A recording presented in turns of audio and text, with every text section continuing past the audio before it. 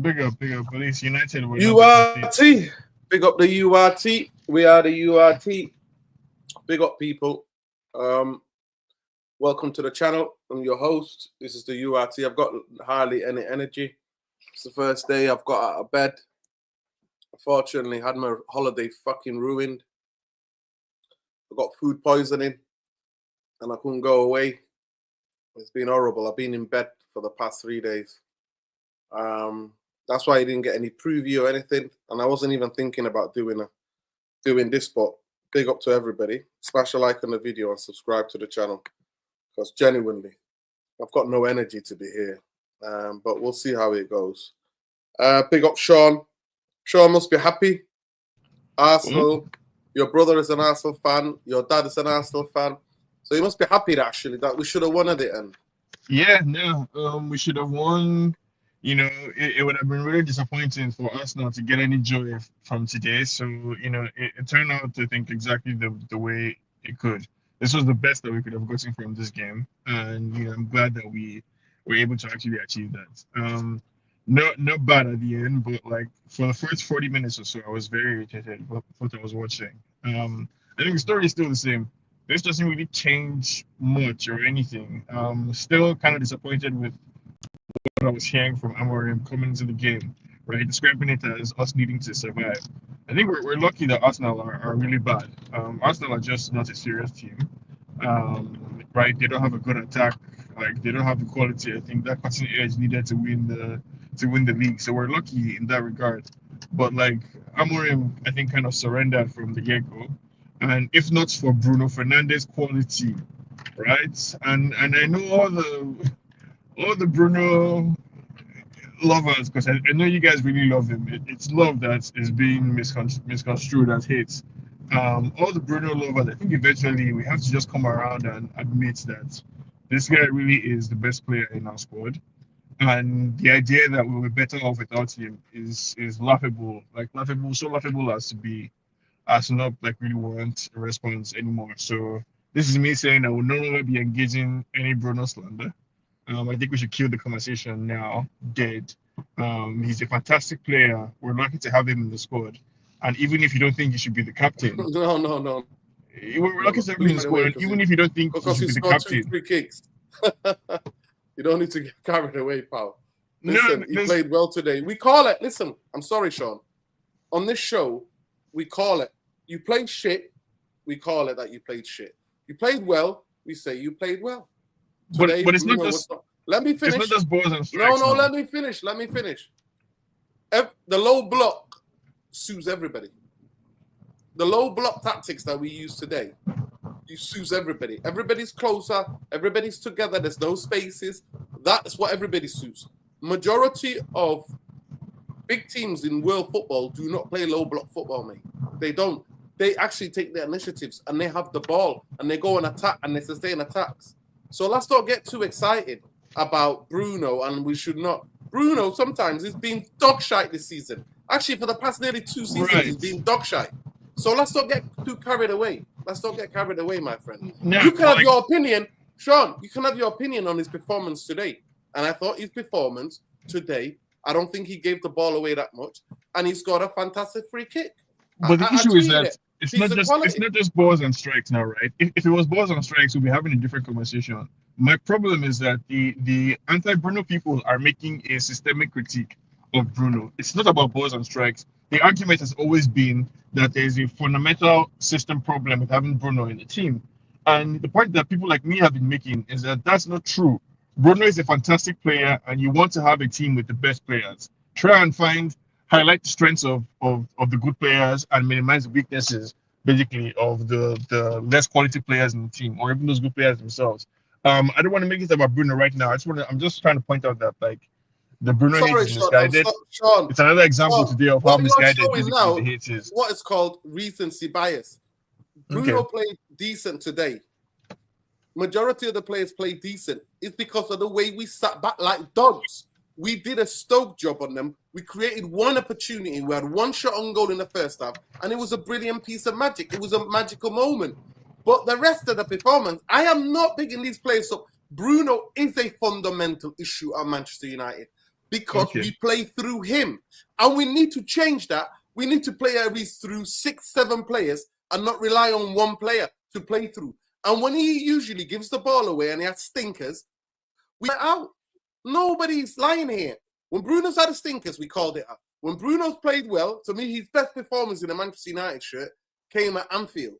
That's where it was. It was at Anfield. His best performance in the sin all the time in the 4 seasons he's been here was the performance he put in against the Scousers away at Anfield. Today, we didn't have the ball.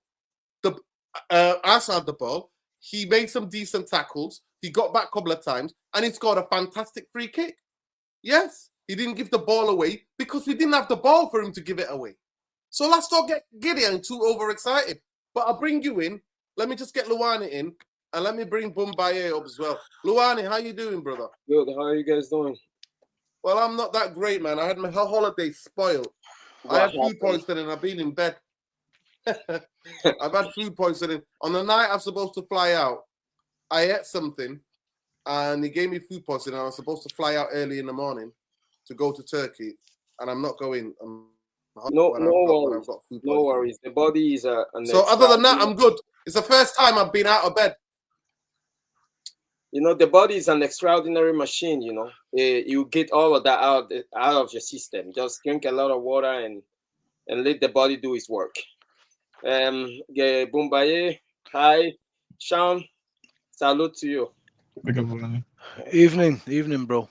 Evening. Yes, boys.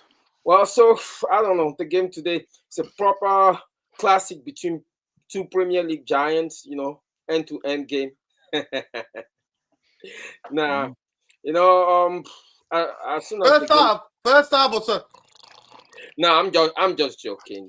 As soon as the game started, first half was a snod, was a smooth and a piece of magic from Bruno. The rest of it was bullshit. Second half, I actually thought we played better. And if it wasn't for Raya, if it wasn't for their goalkeeper, we should have at least scored 2 goals. I agree. You know, as soon as the game started, we went into defending. That's all. We defended with 5. Sometimes we went from a 5-3-2 to a 5-4-1. You know, I couldn't even see our midfielders. I don't know where they were. Casemiro, Bruno, Eriksson. I didn't see them on the ball much. It's almost as if we all turned into defenders in there, and we didn't really have an outlet. Xerxes didn't have the pace to go in behind, and Arsenal was stuck the middle. So there's nothing we could have done. We just wait. I just don't know how comfortable the Old Trafford crowd will be with being at home, us being the victim instead of being the aggressor. If that's the tactic we're going to use going forward, and the excuse we're going to use is that, hey, we're playing against a top opposition in top 4, anybody that's challenging for the league. On the balance of the play, yes, we created more clear-cut opportunities, and if it was not for the heroic of Raya, we would probably have won that game. But this game reminds me a lot of the preseason game that they had here in New Jersey. Arsenal, the one we won by 2-0 on the Ten Hag. You know, there was one team that was there to play football, and then the other team were just sitting to counter. And we won that game, I think, because maybe we have a better setup, and we have a better front three. I think it was Garnacho, Bruno, Sancho in the first 9 in that game, and and Anthony on the right. So I mean, on the Bruno stuff, is always, I will say it again, it's just the gift and the curse. You know, you can Bruno. It's a matter of preference. Some of us, we just don't like the way he plays football. Usually when we play against lower opposition that don't press us high, you usually drop in the back 4 and start lunging balls to the flank, left and right. But you see today, when Arsenal press us high, there was no space for those kind of things. So he was kind of non-existent until he scored that free kick, and then he went back to his shell. I'm not gonna sit down here and say, wow, Bruno was an extraordinary performance on the day. He was just equal to his usual self, and that free kick just served to cover up the issue.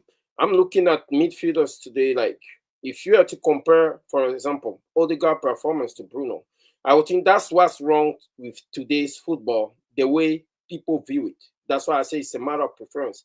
I'm looking at Odegaard and Partey. They took control of that midfield today, kept the ball ticking, shifting left and right, literally the pacemaker of their team. Yes, of course, it's up for debate. Football is not the person who have the most possession, it's the person who scored the most goal. But I can also say, hey, this is a team that's sitting 21 points ahead of us. So they know who they are, where they are, and we know who we are and where we are. So at the end of the day, the game is done, and we just happy we didn't get embarrassed. We get a draw, and on the balance of the play, it's a fair result. So that's my take on it.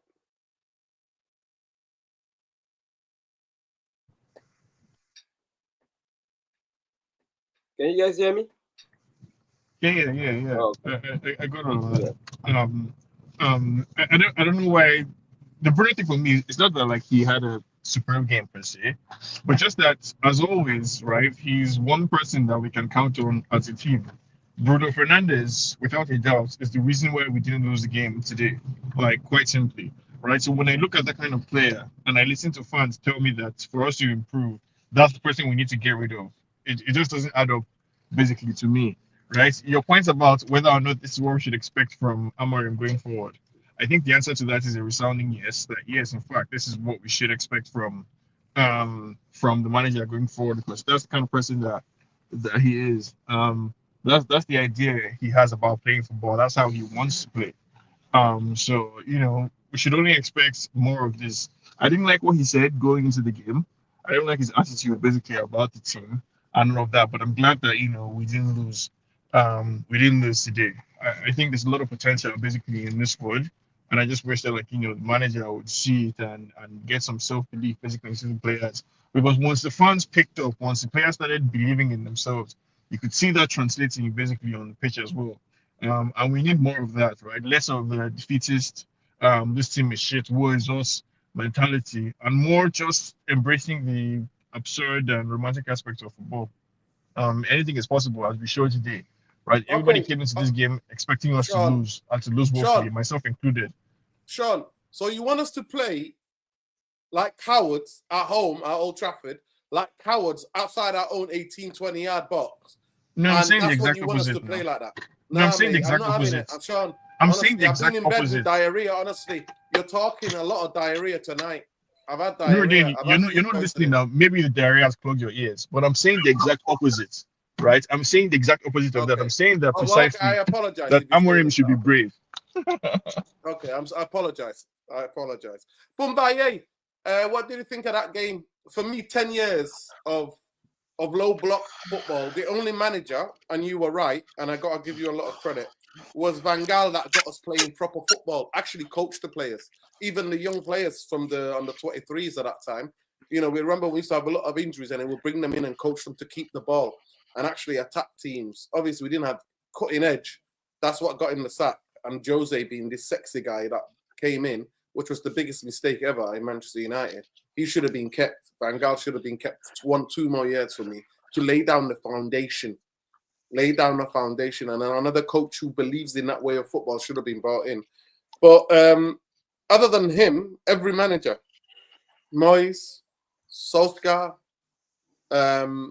Mourinho, Ten Hag, all of them played shit low block fucking football when they came against proper football teams. What did you think of today's game? And my second question to all of you is, should Amarin stick with this style of football? Because it's supposed to have suited the players. And some fans are calling for it. So go ahead. Big up to you, brother. Big up Diego as well. May he rest in eternal peace. May he rest in peace. I mean, a man of principle, had his problems, but they were his problems, like Big up. everybody Now else. listen. Everybody's palatable. I don't hold nothing against him. He to me, Diego Maradona's heart was pure, absolute gold. That's End of story. Full stop. That's it. Yeah, But big up to saying Miasi. Let me just get these big. Big up to Big up, say me. I say, Masters, at least you got a trophy for drawing with us. Mate, you are the biggest bottle jobs I have ever seen in my life. There should be a documentary, and it should say the dictionary word, what a bottle job is, should be Arsenal Football Club. You guys are the worst of the worst. Manchester United's worst Premier League team in the history of the Premier League. And we at the end on chances, we should have battered you 4-1-3-1. So I don't know what you're talking about, trophy. Park the bus. Yeah, we did park the bus, but we're shit. You are shit. Can't create fuck all. One man team relying on Bruno every match. Okay. Big up to Khalis Ramadi Nassi and big up to Rashid Arian. Big up to him as well. Big up to you both for getting the quotes. Appreciate you all. Goodbye. Take it away. I'm gonna mute. Good evening, gentlemen. Good evening, Therapy Army. Well, I am pleased to have tuned into what I thought was a brilliant game. Both teams over the course of 90 minutes, I really, really enjoyed the game. I thought the second Come half on, come on. was brilliant. I really enjoyed it. Usually, I'm falling asleep. I'm not enjoying it. I really enjoyed that game. Um, I think today I like the selection of the team. We could play Ericsson. I understand from my point of view, when I saw it at the beginning, I thought, okay. But then I thought, well, he's got his three centre backs, Casemiro's there, and we've got two defenders playing as our wing backs. So there's enough cover there to allow us to have Ericsson. And Ericsson was all right today. There was some good passages where Ericsson does what he does, and allowed us to start a move by keeping the ball. I thought the way that we approached this game was how I expected us to approach this game, and we did it really well. It's not at the moment about the type of football for me that I want to see. I want football that is effective, and I want to see the players buying into it and playing for each other. Arsenal are going to come at us today, and we're going to counter attack Arsenal. To me, we need to low block today, stay disciplined, and we did, man. People put in a shift today. Everybody put in a shift. I can't take that away from the boys. Right from the very top, all the way through to the back.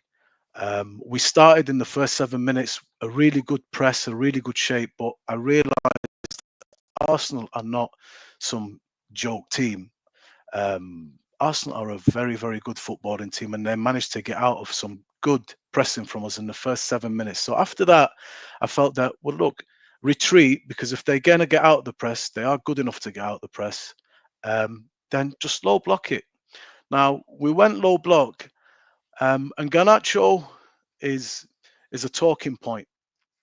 For me, at the moment today, having watched him for the last few years, Garnacho is a player that has his deficiencies in terms of his indecision, um, his lack of maturity at this stage after 3 years to pick the right decisions and execute well enough for it to be effective. But what I can't deny, what I do like about Garnacho, he's constantly got an enthusiasm and an appetite to be the outlet that we need him to be. And we're running low on outlets because Ahmad's not there. Rashford's naturally our outlet. He's not there. And Anthony could usually be, and he's not there. It's on him. And that was what it was going to be today. What I'd say is we were so low. In being low, Arsenal had absolutely nothing. They created nothing. Onana did nothing today. We were at it, man. We won our battles, closed them down. Casemiro was impressive today, nicking balls, getting into tackles, stood up, really good. I like the way Yoro was carrying the ball quickly up there. Thought Lindelof had a great game. Thought it was really good today. Lindelof won everything, positioning in the box when they flashed balls in, cleared a lot of important things today. I have to say, De Ligt was good. Dalot was good even today. I like his defensive work. Thought Mazraoui was excellent, especially going forward. He surprised me today. You know, he was very good. And yeah, Garnacho was the outlet today, and he kept running that channel. And what I like about him, if for 89 minutes he's not had one bit of joy, it doesn't matter. He keeps going. He's a very difficult to deter a player like that. If I compare him to somebody like Sancho, Sancho's easily deterred if it's not going his way. His game falls apart. He's better than Garnacho in terms of his quality, but Garnacho's attitude to continue is what I like about him. Not saying he's a great player, but these are the pros and cons of him. And today he was an important outlet for us because we were so long. We kept trying to find him. The game was all about stay in it and shut them down. First half, that was what it was, and we did that. But we had, I'd say, 3 or 4 opportunities when we were right up there, but the finishing touches weren't there for anything to materialize. Then you get the free kick, an absolute beauty, Captain Marvel. Bruno wasn't very much in the game first half, again, because of the way we played. But Bruno, man, for me, I love him. He's the first name on the team sheet. I keep saying it to everybody. He's the captain. He's one of Mr. the best Reliable. he's one of the best midfielders, man, around. He's better than Odegaard. He gets into the Arsenal team for me all day long. Odegaard, people think Odegaard can't do what Bruno does. I don't see him finding those passes. He's an intricate player, a very good player in tight spaces, and he's constantly busy. He wants the ball all the time. But Bruno's different. Bruno gets into, for me, Bruno is better than every Liverpool midfielder. I'll Sorry, tell you that. And I stand on the top of the roof and tell you, McAllister, Gravenberch, Soboslai, they're not in Bruno's league. But as a sorry to unit interrupt. playing in that team, they're amazing together. City, Sorry he's to better interrupt than my. Gundogan. He's better than Kovacic won't lace Bruno's boots. These guys, But man, to you have to realize you put him in those teams, it's different, but the functionality of the team is compromised because of the instability and what we're going through right now. So when I watched us second half, man, we played it perfectly today. Ultimately, if you want to look at it from long range, what did you create, Arsenal? You created nothing. We were comfortable back there. We looked dangerous every time we went forward. We had major opportunities. Raya today saved their ass. Xerxes should score. Bruno point blank range. We had some excellent opportunities. And what we went to do, we did. And everybody stood up and played their part in today's performance. I've got no qualms with any player. One of the better performances. And when teams come like that to us, I've always believed, you know what? We do all right against the big teams. The onus is on them. You have to come and play us because we're 15th right now. We're not that Man United. We're trying to become that Man United, but we've got a lot of work to do. So keep it tight. Usually we can't keep it tight. Usually we're all over the place. And Arsenal have got, man, a lot of willing runners in that team, a lot of young legs, energy. You know, even the fullbacks are flying up. Timber's so non-stop busy. Calafiori today as well. You got that young guy, Noweri. You got Odegaard. Even Declan Rice was industrious going for, but we shut them down. They had nothing.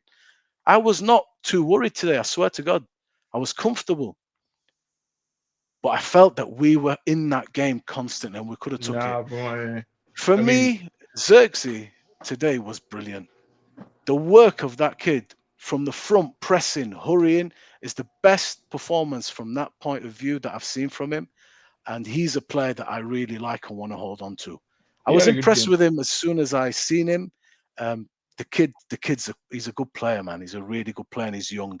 So he's a guy definitely for our future. Um, so when I look at it, I'm a little bit aggrieved we've not gone away with 3 points. But from a performance point of view, I'm very, very, very happy. Very happy. That's not the way that we would like to play forever, but I like that Ruben can say to them, this is today's plan. And it's a good plan. It should have yielded 3 points against one of the best teams in Europe right now. They just No, put but PSV my seven just seven just to past push back PSV. here.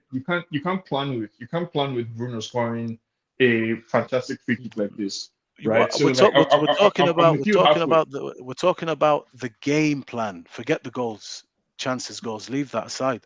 No, The in, you the can't intent leave with that said which, no. bro, Because the game plan has to involve a plan to score, right? Like the game plan has to involve this is how we defend against Arsenal's attacks, and this is it how we does. win the game. You Right. don't think it involved it? Look at the chances we created today. Look at how many times we had opportunities going forward. Okay, they didn't materialize into a chance, but if we are a little bit better in the quality, when we broke 4 times in the first half. Good chances, good No, openings for something to no. So happen. I But would say do you know what I it's mean? precisely because of those chances that I'm disappointed with Amorim, right? Because those chances that we Yeah. have in this game just speak to me how fluid football is, right? It's not a science. Once the momentum swung our way, we started creating chances. Like we looked like we could do something in the game, but up until that goal, we had nothing to offer. Like we had First, absolutely nothing to offer. And even after we scored, right, no, prior to I Arsenal think scoring, prior no, to Arsenal bro. scoring, to me, it looked like only a matter of time before they scored us, right? I was Mm, begging, crying for substitution for Amorim to make a sub, change something. It No, looked like Arsenal were going to score, like only a matter no, of time. I disagree with the first part that you said. If you watch that first half, we had some very good openings with men over. We were countering them, but Amarim cannot be responsible for the final pass or the final finish or the wrong pass. The point I'm making is it wasn't just sit back, defend for your life and nothing. It was we're in the game, and they know that when we break out, we're creating chances. We're getting into your box with men over, but the final quality is not quite there. Four. I counted 4 very good openings, opportunities that we manifested in that first half, but they didn't materialize. It wasn't a question of we're just in our box and we're not doing anything. There was large parts of that. That's part of the game plan. But you come and break us down. You're going for the league. We're 15th. We know what we are. You No, just put 7 but past somebody in Champions League. Bumai, there were a couple of specific moments in this game that really annoyed me, right? There were several times where quite clearly we saw the ball go from Mazraoui to Delete to Leniero, and then Right. Leniero carried the ball out for a throw, right? Okay. Or it went from Mazraoui to Delete to Euro, then Euro passed to Dalo, and then he went out for throwing. Or Okay. it was from Mazraoui to Delete back to Onana, and then What's Nana the just point? kicks the ball long, hopefully out for a Let throwing, me just get the super right? chat. 1 second, guys. Let me just get the super chat. Big up, Sammy Ashley says, "Don't worry. Once we have Saka back, proper striker, we'll cook." What proper striker? You told me you were going to win it all this season. This was your league. You told me that Do you it was know? your league. You told me you're going to win the Champions League last season, and you're going to win it this year. And No, where no. are you? Do you know when their season ended, bro? It ended on that Sunday when Newcastle licked them in the FA Cup and they went Yep. out the FA Cup. That was the end of the Arsenal season completely. I said it on the group. I say it's the league is sewn up now today. We officially put a stamp on it saying you're not winning anything this year. You're gonna have to go back to the drawing board and come back next season. But Man United, look, when I give you an assessment of a game, please By the way, Mumbai, let me just you watched a caveat totally something different game to me. I know I'm and ill. make I it, know I've got food poisoning, but bro. Let me make a you watched them disclaimer totally. so that we understand each other and there's no misunderstanding here. Manchester United performance today, I have no issue with. I'm really impressed and I'm really happy. That's fine. If this is though not by any stretch of the imagination the way that I would be happy to play as standard every week. No, at all. I'm taking it on the basis of what are we? What have we been doing for the last 3 months? Really poor. So if you're going to play like that on the counter attack, no problem. This season is kind of just a free hit now. He ain't going to get sacked. We're trying to get through the end of the season, get some points on the board, and maybe nick a trophy here. That's the idea. Take stock in the summer. But today's performance, man, um, I can't criticize it. I can't criticize it because of what we So are, you're who happy we're up if we against. play that shit football? We What did I camp just out say? with. What did I just say? That for this game is exactly what I expected us to do. It's the right thing to do. There's no point in me going trying to play football possession toe to toe with a team like Arsenal. That's a team that's 6, 7 years in the making. That's a team that's gone for the league twice in a row. They're going through to the They're quarters of the. shit, man. Stop chatting. Stop No, bagging them bro. up. No, no, no, They're no, no, no. shit, man. No, they're not, I They're bro. agree No, fucking with you. I shit. agree no, with no, you, no. Bumaye, right? They're All I would shit, say is man. that No, no, no. all I Stop Bro, would this say don't is say shit. that that. Don't say that. Well, that type listen, of you two have thinking. said enough. I've had enough of both of you. Luane, talk to me, bro. No, What are they Nah, talking about? no, Arsenal is No, no, shit. can I just quickly say no. that, Lauren, real Everyone's quick? behind the no, leaders. bro. Just quickly, I just want to say that I agree with that school of thoughts, right? I'll just say it's a slippery slope, right? And it's a really delicate balance to find the line between you have to respect your opponents and you're surrendering the initiative from the get-go. Man, look, I Well, think there's lots of chat here. every week, it's just emotional chat. We are 15th. We play the worst football on earth.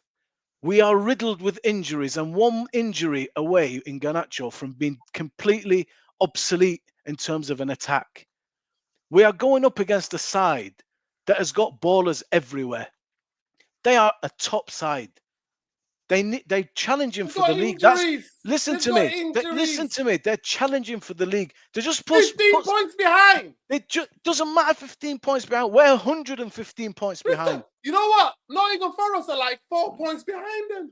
Challenging So, for the league. bro, when you look at it like that, you can't just be dismissive of the way that they are and where we are. You have to be considered. You can't just go and say, "I'm expecting a win. I won't accept anything less than." Who the hell are you to expect anything? I have a We're question. 15th, man. I have a question. Are we overrating the performance because of the opposition? Because as far as I'm concerned, this is the way we play every week. We have 5 players defending every single week. We saw a bit more today. We saw a bit more from the team Today, Let him you speak, man. You both had your say. Let him speak. bro, I'm answering him. You can't tell me today that we defended like we defend most weeks. It was the same week against Sociedad. No chance.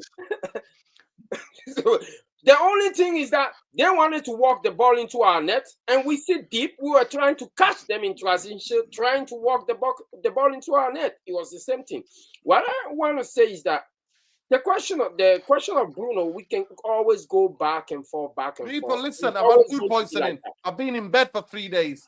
The least you could do is fucking like the video. And I'll come on to that Julian prick of Arsenal Fan TV. I'll come on to him in a minute when Luani makes his explanation, and I'll show you. I'm big up Saeed for telling him to fuck off. But big up, go ahead. So it just depends on the way our interpretation of football. If I'm looking at football, it's a game of probabilities, right? If I'm looking at the stats, we have 10 shots. We have 10 shots to their 17. They have 6. We have 6 on target. They have 6 on target. We have 31% possession. They have 69. We have 270 passes. They have 585 passes.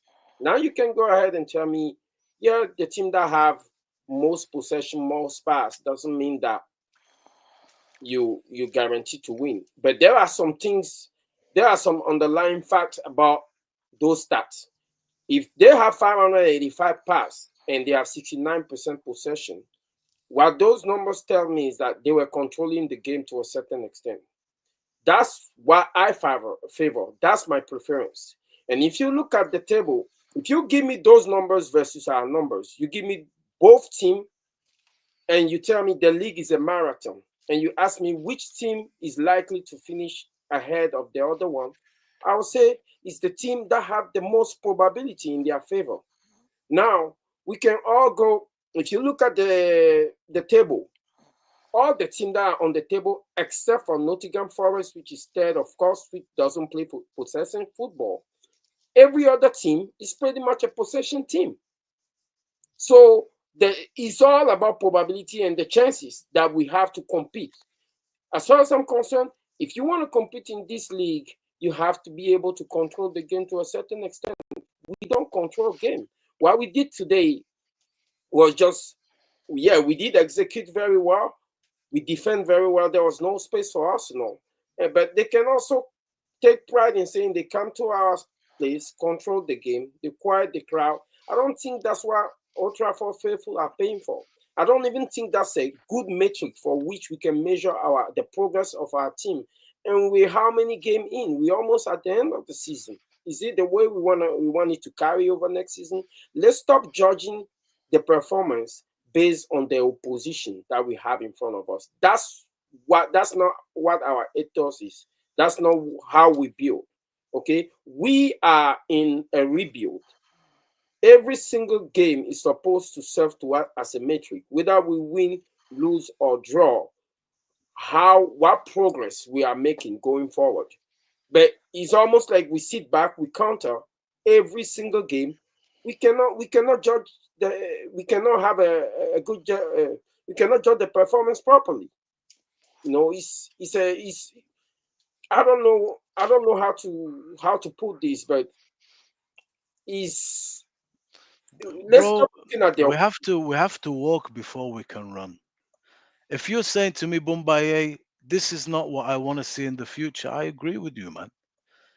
But right now, you have to consider the injuries. You have to consider what we've let go. You have to consider the thinness of the squad. You have to consider that the way that the system is trying to play with the players that it has. Um, there is some shortcomings. And you're going in today against Arsenal at home. We're not great at home. We're 14th, 15th place, man. And the way that we execute the plan, Amorim got the better of Arteta today. Like Nuruddin said, we are shit. We're 15th, for Christ's sake. Southampton came here and licked us. We were at the game for 80 minutes, licked us. Then God touched Ahmad and said, go and get a hat trick, lad. This is Arsenal. You can say what you like. You cannot be consistently in the top 2, top 3, getting into the quarters, latter stages of Champions League for the last few seasons and say, this team is no good. This is a very, very good team. Sick possession-based team. They're all players. Today, we shut them down, man. We shut them down. I like that. And they should have lost that game. We had big chances. We had really good openings. Go back and just watch the highlights. Forget the game, just the highlights. Watch Match of the Day tonight. You'll see. Amorim played it beautifully, and the boys knew exactly, executed really, really well. By That's the what way, I. That's both what of I these want to guys see. live in the US. They're not gonna watch. They're not gonna watch Match of the Day tonight because both of them live in the US. One lives Yeah, but in like even New York. The other one lives in Bro, California. I'm not if, They're telling not you. gonna even if they watch don't, the. But I swear, it's like it's difficult this every week. I come on here. What do you want from Amorim and the players? Like right, when we when we, no, when we great play question well, for you want my to kill right. them. When we get Listen, we're played already bad, you 15. want We're to kill not them. getting No, relegated. Come on, no, man. Try but to instill great, a style of play great question Come for on, my ear, man. right? And and and keep the and fucking I'm ball. kind of in the middle of yourself and Luani. The synthesis of both is that when you say that we're 15th or we're 16th, right? You say it like lightning struck us, right? It's just something that happened to us. I disagree. I think us being Wait, hang 15th or on, Sean, 16th. Sean. When we're gonna have a conversation, don't make a narrative, then attack your own narrative. I didn't say lightning struck us. You did. No, I'm saying you make it sound like lightning struck us. When you say we're 15th or we're 16th, right? You describe it as just as you when Did I it's out say of it happened context. in a vacuum? No, we are shit. We are 15th because we have been playing terrible for a No, but long time. that's a fundamental disagreement now, right? That we are not as shit from my perspective. We're not as shit as Amorim would have us believe. We are shit because Amorim is trying to do something specific, right? That is currently not working out the way he would like it to. Now, the promise that Amorim is making to us is that if we stick with him and if we believe in him, it will come good in the future, right? That's the premise of the faith that you have, that I have, that we all have in It's the Amorim. premise of That's faith in every manager in every situation, isn't it? In Ten Hag, it was the yes. same. Yeah, yeah. No, yes. So it's I think behooves Amorim to show workings, like to show me something.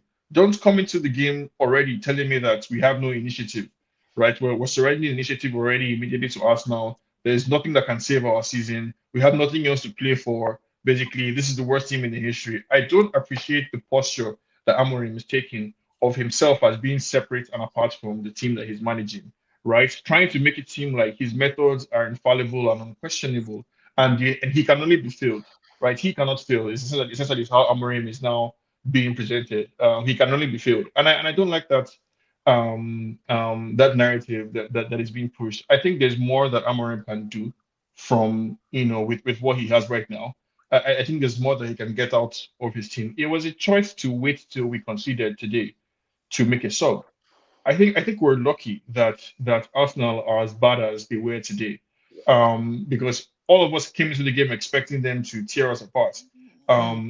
This is the best performance that we've seen from this United team in recent weeks, and it's against the so-called one of the better teams in the league, right? So we played better against Arsenal than we did against Southampton. Right. The only way that makes sense is that the players step up to the occasion. Basically, they played to the occasion, And that's where I disagree with Luani, that you can't, you have to judge each game also on the merits of the game, on the merits of the day, right? So you came into this game today against a very good Arsenal team. You judge how the team performed based on what we saw today, right? The problem is that like there's nothing for us to build on going into next week because we all know that next week the late could be playing left center back. Lindelof played center back, central center back today. Maybe he could be on the right, tomorrow. Ericsson played on the left hand. Maybe next week he plays as the deepest line midfielder in the team. So I mean, nobody knows what to expect from this United side. I just don't think it's fair to pretend like or to suggest that there's nothing else we can expect from this team other than what we're seeing today. Because I'm left to wonder, okay, so what then is Amorim building for? Like what are we building towards? What are we building for? If you tell me that this entire team is crap, right? So what then are we now doing? Right? Because we all know we're not going to sign 11 players in the summer. So who is Amorim training? Who is he teaching? For what? What benefit basically is this suffering that we're enduring right now?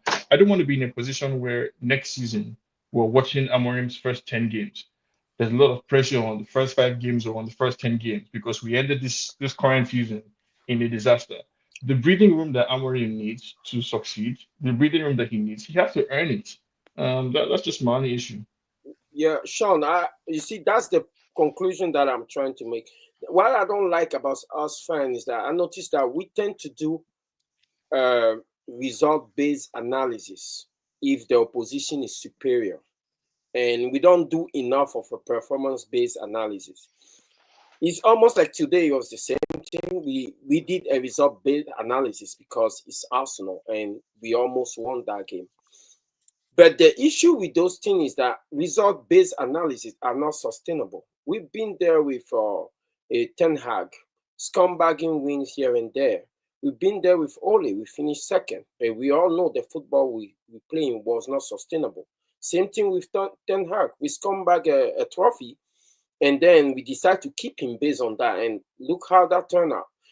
Let's move away from that result-based analysis and do a performance-based analysis where we can see clearly what's being built. We can gauge the progress on a match-to-match basis so that in the future, we can know at least, we can measure our progress and know where we're going. The issue with match like this is that next time we play in another opposition that's like Liverpool, for example, or a higher opposition, we'll do exactly the same thing. We see we see 5 men behind the ball and 4 midfielder behind the ball, and then we'll come back a draw. And we come here talking about that it's a good performance and things are bright and all of that. But the reality is darker than that. It's almost like now we're making this excuse for these managers now when they are on the ropes. They know that if they don't embarrassingly lose at home, they will not be criticized. So they set up the team consequently, and just to give us what we want, they take advantage of the fact that hey, it's a rival that's in town. They will set up the team defensively and come back a draw or a win, and then No, but that's that will give them a little more time.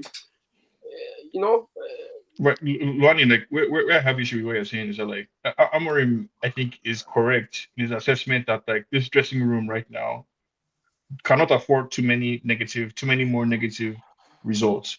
We need some kind of like positive thing to keep us motivated and to keep us, driven towards the end of the season, which is why he framed it in terms of survival. That's what I think he meant by us needing to survive this game. We needed to come out of the game with some iota of self-respect left basically in us and in the players. And I think we got a little more than that today from what we saw from the team. And I think the reason why it's okay in some instances, right? Because everything depends on context. It's okay in some instances to look at individual games because you're talking about performance levels. And if a player is able to demonstrate that on a good day, quote unquote, I can hit this performance level, that tells you what they have potential to do. So you say on the spectrum, this person performance can vary between 4/10 to 8/10. Your job as a coach is how can I get them to play at the level that they need to more consistently. And one way to do that is to be consistent with your starting 11 or with your approach. Be consistent with your words, your actions, and all of that. But Yeah, no, there's this game. Honestly, we were lucky, I think, to score when we did, and when we scored, the momentum swung in our favor. That's We had what I one love shot. about. We had one shot, and that was the only shot in the first half. We just literally camped out outside our own box. Like, I'm sorry, I'm not gonna get gassed by that shit football. I'm not. Some luck is good. I'm not. I'm no. No, the free kick was a piece of quality, and I actually think it was a tactic. The way that Zertsky and Casemiro blocked Raya's vision. If you look at it, they block the vision of Raya and they pull in like that. And Raya can't see it till the ball is over the wall. Nah, bro, that was a haircut. Let me finish. Bruno Let me gave them a finish. fantastic haircut. No, I'm just saying to you, it was a team, it was something they worked on in training. It's something they worked on. Watch the goal again, slow it down and see it. They do this, they lean into that space where he's in line with the goalkeeper and he can't see it till the ball went over. It was a brilliant free kick, it was a piece of magic. But for me, I'm not giving any players anything because we just defended like dogs. We gave them the ball. Yes, we might say they struggle against low block and we counter-attack them. So at the end, you think, yeah, we should have won the game, but their goalkeeper made some, 2-3 fantastic saves.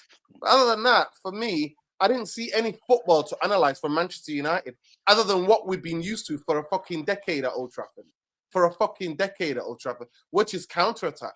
And regardless what the players are, it's like that's become our DNA in the last 10 years. That's our DNA. That's our default. We go to that. That's what we go to. Big up Jarvis. Lovely hat. Nice to see you. I should be in Turkey, but I had food poisoning on a night that I'm supposed to fly out. So I've been in bed for a couple of days, suffering. But, I haven't even got the energy to analyze any of the game. But I didn't think that Manchester United played that well. And I think every player looks good when you're all holding hands and everybody's behind the ball, sitting in our own area. That, to me, is cowardly at Old Trafford. I don't care who it is. But love to hear, how are you? How are the kids? I'm good. I'm good. I just wore the hat because you guys were wearing hats. I just want to be as cool as you. But you actually, but put it back on. No, put it back on the other way. Put it back on the other way. The other way. No, put it back the other way. You actually look very cool as well, my friend. Keep it on. Thank you. Keep it on. Thank you. Thank you. Leighton Hewitt in the house. Ace, go on. Give us your match analysis. Yeah. I heard 5-6 minutes of you guys. I think you're a little bit too harsh on Man United because we got to realize where we're at that moment. We are 15th or 14th. I don't know. Long way down the table. We're 14th tonight, yeah. Jarvis. We've gone up one place. And that's fantastic. We are heading in the right direction. But I look at the positives. I think we defend well.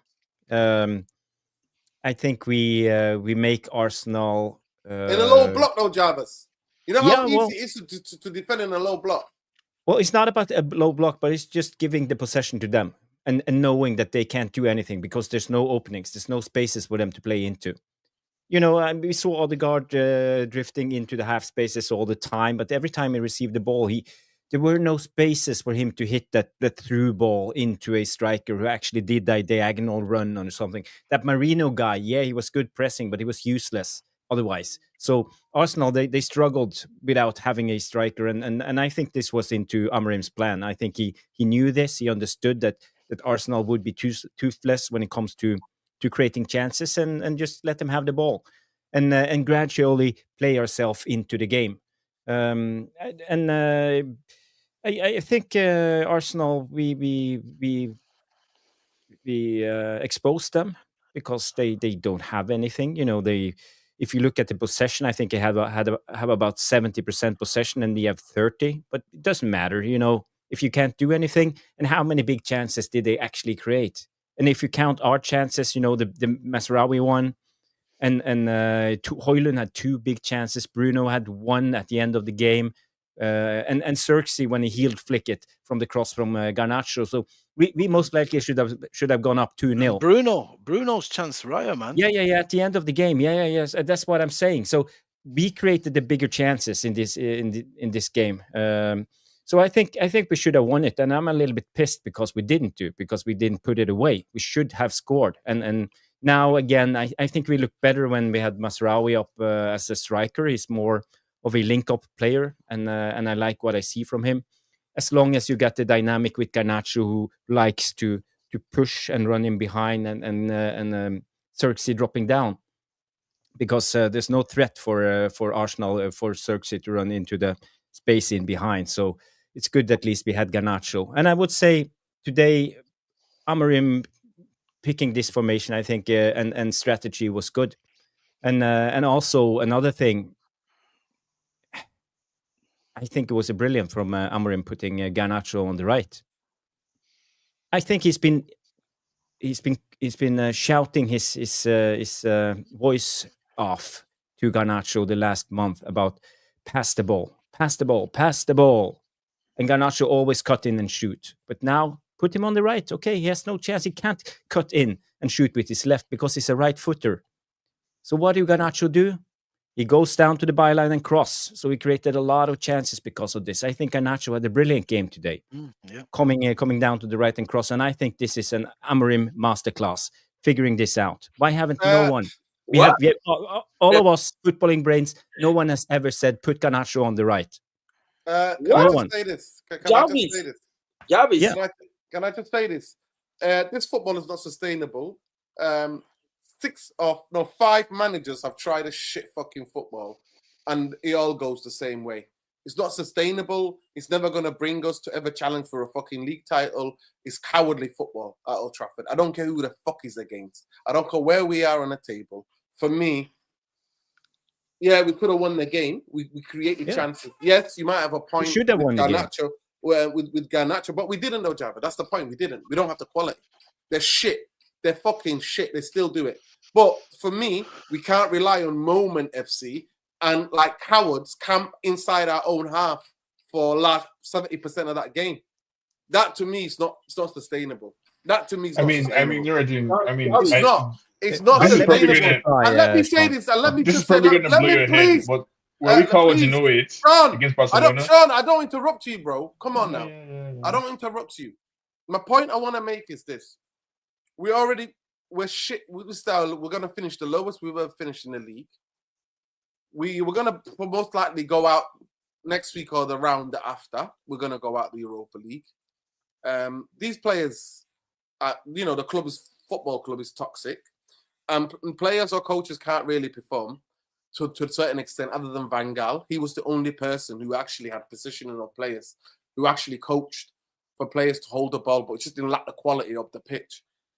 But for me, 10 years of watching low block FC, David Moyes camping like coward at Old Trafford, Jose Mourinho even more cowardly, doing more camping outside of his own area. Ole Gunnar Solskjaer came in and gave the players some freedom. That only got them so far, but when it came up against any quality, again, camping outside their own area like dickheads. Ten Hag, on certain games, he would do this shit as well. When the pressure was on, he referred back to this. For me, I prefer mid-block, where you are going face-to-face with people. You're going tighter to people. You're making it a game. At low block, for me, camping outside your own half is cowardly football. And for me, it's not sustainable. That's my personal point of view. But Ben has joined us, and I'll get Jarvis after that to come on, give us to have the right. I just have a couple of questions for observation for Jarvis. Yeah, hold your questions. Ben, you went to the protest. I was in bed, man. Had food poisoning. Supposed to be in fucking Turkey. I was surprised I got the notification you were live, bro. I'm like, ruined. And then thought it was a Jarvis hosting it, or obviously I heard the news, bro. Hope you're well, bro. Hope big up to you. Better, you're in Manchester?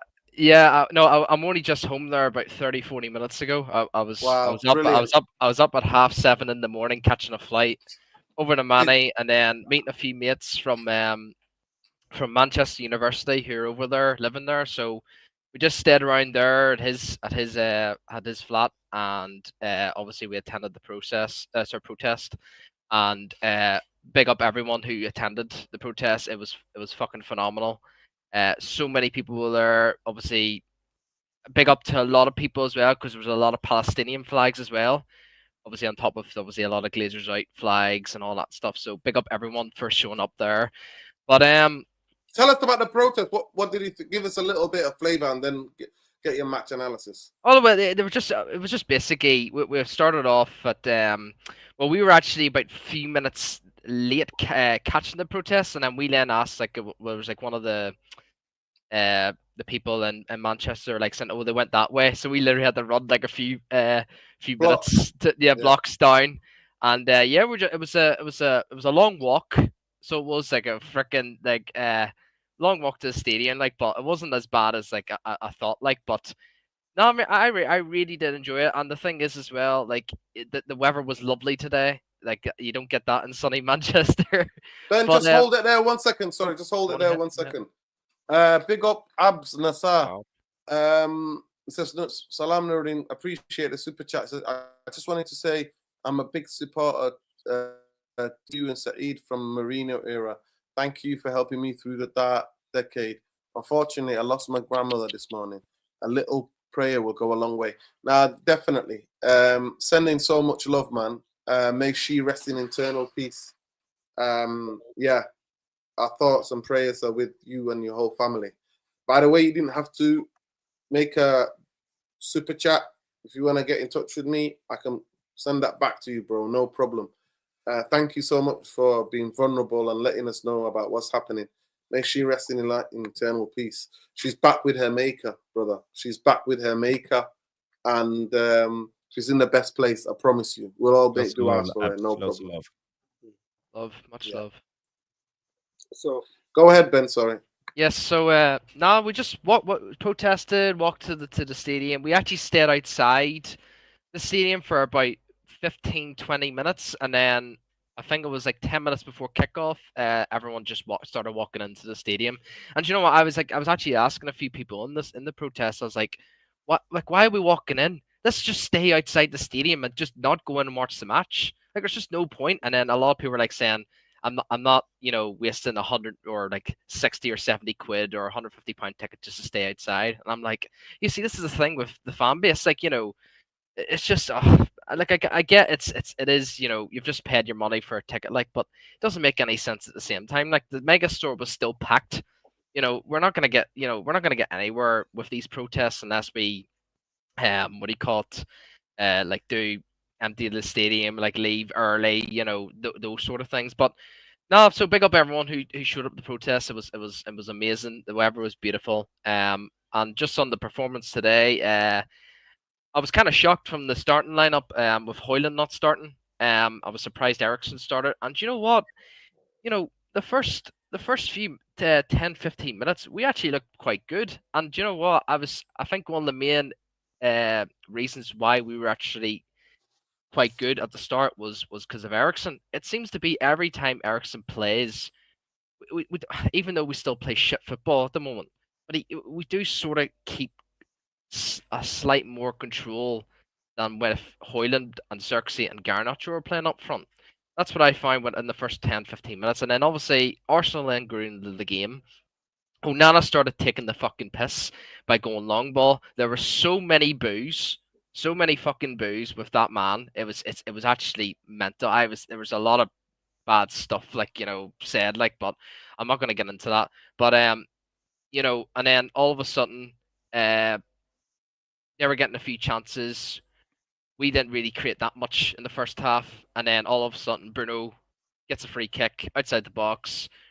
Terrible foul from Trossard. Like, the AFT were going absolutely mental at him. So and then all of a sudden, just we score from the free kick, and I actually said to my friend beside me, it's like, that's more than 10 yards. They're back. And then I then checked the actual Sky Sports. Apparently, they were 12 yards back from Bruno's, where Bruno's ball was. And obviously, I seen the replay as well. I did see at the start, like, I was wondering why Ray was so far to the left of his goal. I was like, what's he doing there? And then all of a sudden we're scoring, and as soon as he scored, bro, the crowd just lifted. Like you didn't really hear any more Glazer out chants like after Bruno scored. It was all United, United, United. I'm like, we're just going back to the same shit again with this fan base. Like, I know it's good we're scoring, like it's good like we score a goal, we all celebrate. But at the same time, you let your voices heard regardless. We just had a big protest today. You know, this is what I don't get. And then second half, the Glazer chants started happening again. Obviously, Sir Jim Ratcliffe was in the stands, and a lot of people were booing at him as well. Sorry, Sir Jim the Rat, I should say.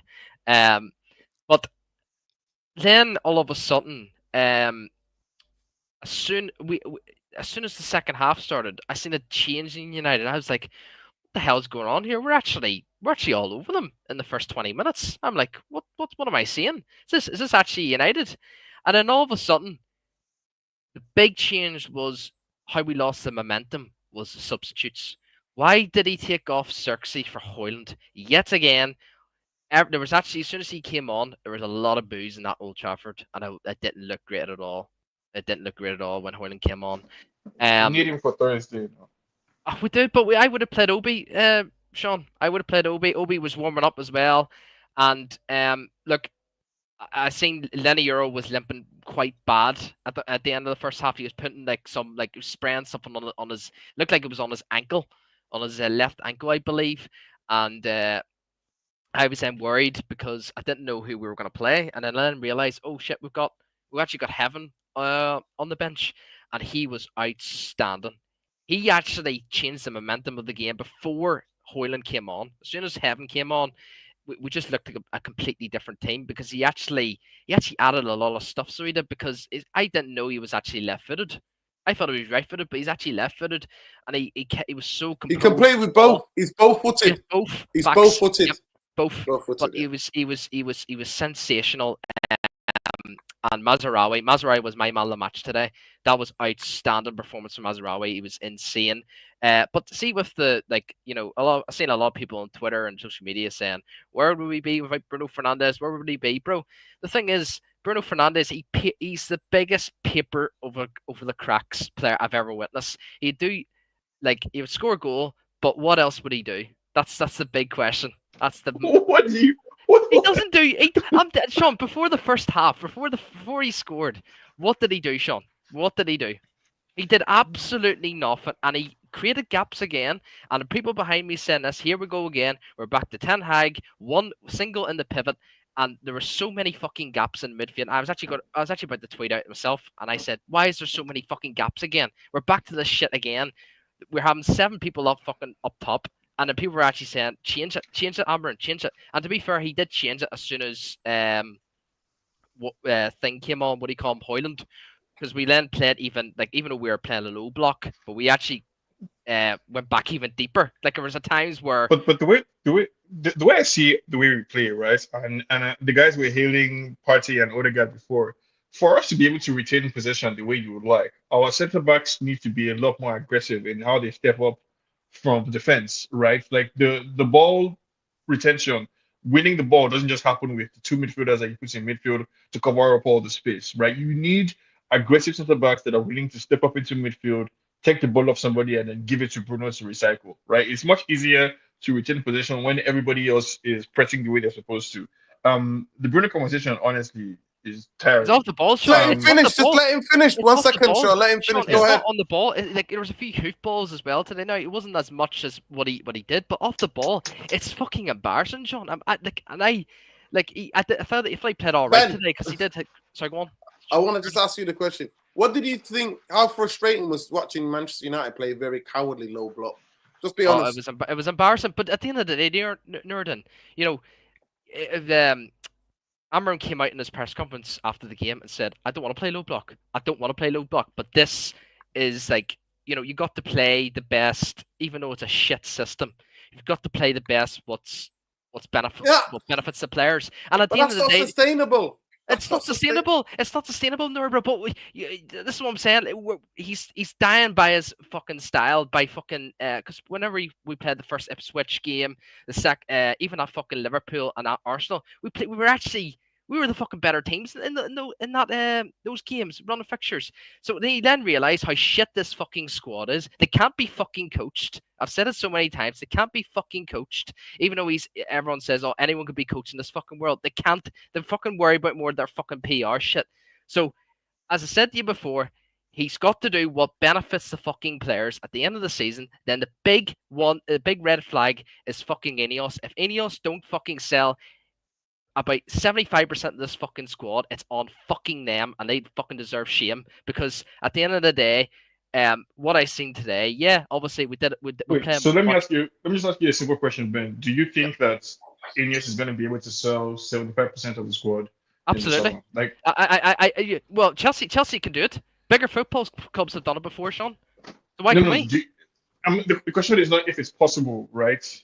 In for another club or in theory. Do you think that this United team or the United management ownership is going to be able to sell No, off I don't believe. I don't 75%? believe. I don't believe that they will, because of the fucking vultures we have running this football Okay, club. But okay. that Now, is no. That being said, if your condition, according to you, your condition for success next season is us being able to sell Yep. 75% of the squad, Yep. aren't you just in effect saying next season is already a failure, right? Because we're not going to be able to sell 75% of the squad, No, but and that's the only Sean. way we can succeed. Then what But are we doing here? what do you classify as a failure, though? Like so for me, like a failure would probably be right. Okay, below 10th again, but anything above 10th is a success for next season, because at the end of the day, we're progressing with the squad. Like I believe that we're not going to be signing these fucking big names anymore. I don't think we're going to sign these big names. If anyone thinks we're going to be signing like Eurocarez and all them ones, you may as well just jog on, because it's not going to be fucking happening. We're going to Right. be buying And young, up and coming talents, maybe a few experienced players here and there, but I don't believe that. I don't believe that. We're not going back to that same shit again. Okay. no, yeah, and when we Okay, sign, Sean, hold it there. Sean, hold it there. I'll come to you in a minute. Jarvis, what you heard from, obviously you went to the match. What you heard, I've got the right to come back now. From what I think for me is that he should be using this time now to try to play a bit more front foot football, because we're not going to get relegated, because we've got 4 teams or 3 teams who are shitter than us. So Yeah. I would like us to go like the way how brave we were at Anfield. We didn't play like this at Anfield and at Man City. but We actually Nordic. played bit toe to toe. Go ahead. But Norin, yeah, my point is, we knew that Amorim likes to play this way. If you knew what he did in Sporting, he wasn't very occupied with possession. It's all about being efficient. And remember the Manchester City game. He has no problem giving the opposition 60-65% possession, and us playing with 30 to 35. But it's about being efficient. If you go to the chances created, for example, I can just show you quick here. And it's here we go. Yep. So in red, this is Man United's chances. I don't know if you guys can see it. Yeah, it's up there. You see, we created a lot of chances in this area, and this is Amorim. He likes to create big chances because we carry the ball into danger areas, like Garnacho a lot of the time carried the ball into the byline and crossed it in front of goal, and we had a lot of people. So you don't need a lot of possession to carry the ball. It's just about to carry the ball, bring it in there, and create chances. So we created 1, 2, 3, 4, 5 big chances from inside the penalty area. So this is Amorim football, and we knew this. You saw the Manchester City game when they played against them. So for me, I'm not surprised, and I think you have to play for the strengths of your team, and what we did today was He playing did the on the strength same. of our team. He did the Jarvis, same. He it's did a the good thing same. that He did the brought same up, thing you brought up against them in the FA Cup. Go ahead, Luani. It's a good thing that you brought up the City game. The issue that I have here is that I just pull up the City game. Yeah, but the Sporting against City game, the Champions League game earlier this season, we saw Sporting doing this. Okay. They were I thought playing direct it was football, the and, game and, that we and by played the way, new tactics is all about playing direct. It's about being efficient. It's not about dilly dallying positional play, Not asked transporting the about the ball and possession. stretching the opposition. It's not working Please anymore. don't understand. Football has Don't evolved. It's misunderstand. about direct football. Don't Okay, misunderstand No, me. but, is, let me but let me why then is Amorim Let me spending just all the make. Please let possession me just make between the this centre point. backs? Let me just make this point. Please, Jarvis, don't misunderstand me. And people in the chat, don't misunderstand me. I'm not talking about having. To me, possession means that you at least play football and carry the ball. I know modern football is going back to what it was in the 90s. How you quickly get up and create chances. That is what modern football is now. The tick-a-tack. I'm not asking for tick-a-tack. What I'm saying to you is that today, a lot of times, Jarvis, and majority of people, maybe I watch a different game. Maybe I'm recovering from a fucking illness. Maybe I watch a different game. But I just want to say that we were hoofing the ball to nobody, and we were panicking, and kicking the ball because all 11 players were inside our own box. That's what I'm talking about. I'm not talking about you don't have to have the greatest stats. At Liverpool, I don't know what our stats was at Liverpool. We didn't have it, but we controlled the game. We controlled the game. Today, from the first half, maybe half an hour, we're hooving the ball to nobody. That's the point I'm trying to make, right? Is that I went back and watched the game we played against City. We beat them 2-1. We didn't really start in a low block. It was like a mid block, right? And we have Maguire at the center back, at the center of the center back trio that we have. What I'm trying to say is the approach that we have game to game. From that game to the game that we have today, almost similar opposition in style. They keep the ball. They like to keep the ball. They like to move their defense high. Did we regress or did we progress? Where we are in the league right now, it's clear that we're not going to get relegated. We're not playing for anything. Now the measure of progress become a performance-based thing. If I hadn't watched the game today and I tune in the stream and hearing the way you guys are analyzing the game, I would think that, wow, we have a fantastic game today and there's something we can build on. But I watched that game today, and what did I learn about our team? Nothing. We didn't do anything different that we've been doing. What did I learn about the individual players? Nothing. Garnacho, if you say Garnacho being played on the right, it's a master stroke from Amorim. Now, I watched a game 3 days ago against Sociedad. He started on the right. Amorim tried to have him do number 10 things. He couldn't move, he couldn't hold the ball to save his life. It was horrible. Amorim told him to talk in, tell Dalot to hug the line. It was horrible. Now, second half, Amorim changed it. Told him to hug the touchline and tell Dalot to invert. And by that point, we were having a little joy. So last week, yes, he did have an assist for Xerxes, but he was absolutely horrible on the pitch. And I would think that what's going on is, yes, Amorim throwing things at the wall and hoping that something stick. Now, I'm not going to criticize him because things are not going well. Eventually, he have to try something in order to jolt this team a little bit, try to revive them into life. But given even the changes that he's doing, the lineup that he's putting in place, I still think that I watched that game today, I didn't learn anything. I didn't see any purpose for which he substitute Rasmus in today. Rasmus is in bad form. Why not give Chido a chance? Okay? And when you're looking at, we're playing a 3-4-3.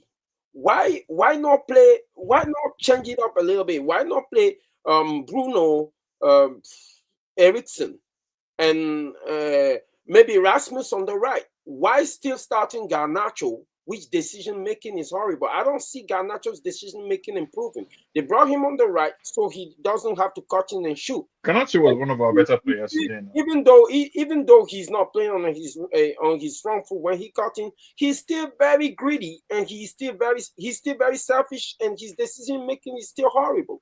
So I'm not sure what's going on here, but I'll give Amorim the benefit of the doubt that he needs better players, because I've seen the same system. PSG deployed the same system against Bayern, against Liverpool in midweek on Champions League. And while I noticed the way they playing it compared to the way we are playing it, of course they have better quality players. But for this system to work, the ball have to move really, really, really fast. And I know Kvaratskhelia is not Bruno is not Kvaratskhelia, and Garnacho is not Ousmane Dembele. But that's where I understand people who make the case for if Amorim need better players, maybe the system will play better. But the overall issue that I have is his approach to the game. And it's the same thing I thought today. His approach to the game is very, very, very negative. For the last game we win against City to the game we played today, it's almost like he's regressing. It's almost like he have his psyche has been wounded. But Yeah, it's shook now. Lavani, don't you see how we drag Calafiori out of position all the time, and he creates a lot of space behind him, and we open up space because of the positional play of Masraoui and Garnacho. This is in Amorim's sporting vision, you know. Always try to drag out. The back four isn't like a back four. You have back three and one guy high up. That's Calafiori, because he tries to mark out our tries to number cheat. 10 or cheat, Masraoui, but both of them start really deep. So it makes him difficult, and behind him there's a huge space for us to run into. I think our right side was really strong today. He had a terrible game today, and it's not coincidental. It's about how we play. Set-up system. This is Amorim ball. I'll give credit to you're more of a tactical expert than I am. But when I'm watching the game, right, I get caught between trying to watch the way the players are moving on the pitch and my eyes following the player who has the ball. When I'm trying to watch the tactic, I don't enjoy the game as much as I can. That's why I watch it twice sometimes. But the reality is that when we play in an opposition, and the moment the opposition have majority on the ball, I just lose interest and start watching it for the pure entertainment of it. And that's what happened in the second half when the game become much of a basketball game. When Arsenal was chasing the ball, I couldn't give any tactical value to what we're doing anymore because we are 5 men behind the ball and we're defending. No, but that's not fair, Luani, because that's allowed too as part of tactics. Like that's allowed. You're allowed to be defensively solid, right? When I play football as a defender, there are many people who love defending. It's a part of the game, an important part of the game. Being able to defend your post and then break out, in counter attacks. Like we as United fans, I would think would value more than any other fan base, would value the art basically of defending, right? Of winning games that you do not deserve to, of running away with victories because you held on to dear life for 90 minutes and scored, legendary corner kick basically at the end of the game. So I don't begrudge the team necessarily for defending. I think it's fair and reasonable to expect that, okay, against Arsenal, you be a bit more hesitant. Basically, everybody does that. What I don't like, and where I agree with you, Duane, is that like the manager can be braver. I don't like his approach to the games. I don't like how negative he sounds or he comes off. Because I don't think this just get out of jail free card exists like the way people are describing it. I think he needs to put W's on the board. I think he needs to find a way to inspire confidence in his players, in the players that we have. Because he needs them to believe that they can do more than basically we all on the panel are saying that they can do. He needs to get them motivated. Like I don't understand the way people talk about football, like as many people downgrade the mental side of what it takes basically to succeed in football. You need that crazy anything is possible belief. Because that's a key part of how you succeed. And Amorim, I think, is being a bit too scientific. That's right? a key thing. That's a key thing in sport. Full stop. It is, Sometimes, in sports, even in life. Full stop. Like so, like I don't need you personally as a fan. I don't need you as a manager to tell me that this team sucks. Like I don't want to hear that from you, right? Like leave that to Jamie Carragher. The truth hurts. The truth hurts. I'm sure it's the truth, right? But like leave that to Jamie Carragher and Gary Neville and us on this panel to talk about. I need the manager to an extent to be delusional, like right. Even if he doesn't believe it's himself, right? I need him to an extent over the cracks, FC, yeah. Not paper over the cracks, right? Because what he's trying to tell Dalot, what he wants Garnacho to do, what he wants Bruno to do, when he says run like mad dogs, he's saying I want you to do 100% plus extra. I want you to give all you can, basically, to fight for victory. And the only way you can do that is if you're motivated. That's not something that, like, there's a reason why it's a select 1% of 1% that ever gets to this level, right? Because you have to, as mentally, like, zero in. And he needs to get them, I think, to that next phase where they are fighting for the team, which is what we all want. But to do Okay. that, they have to Well, believe in that's the themselves. minimum. I'm sorry, Sean, but that's the minimum. As a But it's not professional there. footballer It's on not there. extraordinary wages, that's the minimum. Because that football club is toxic and everybody does whatever they want. Let me just say this. The only thing that I was a slightly bit impressed with was in the second half that Manchester United had actually really good pressing patterns that I've not seen for so many games. I've not seen these pressing patterns for a long, long time. Now, did Arsenal get through them sometimes? Yes. But did we actually press in different places? And guess what the difference was? Bruno was not the trigger. Bruno Xerxes. was not the guy. It was Xerxes. Mhm. And Xerxes literally, I saw him doing this between two players.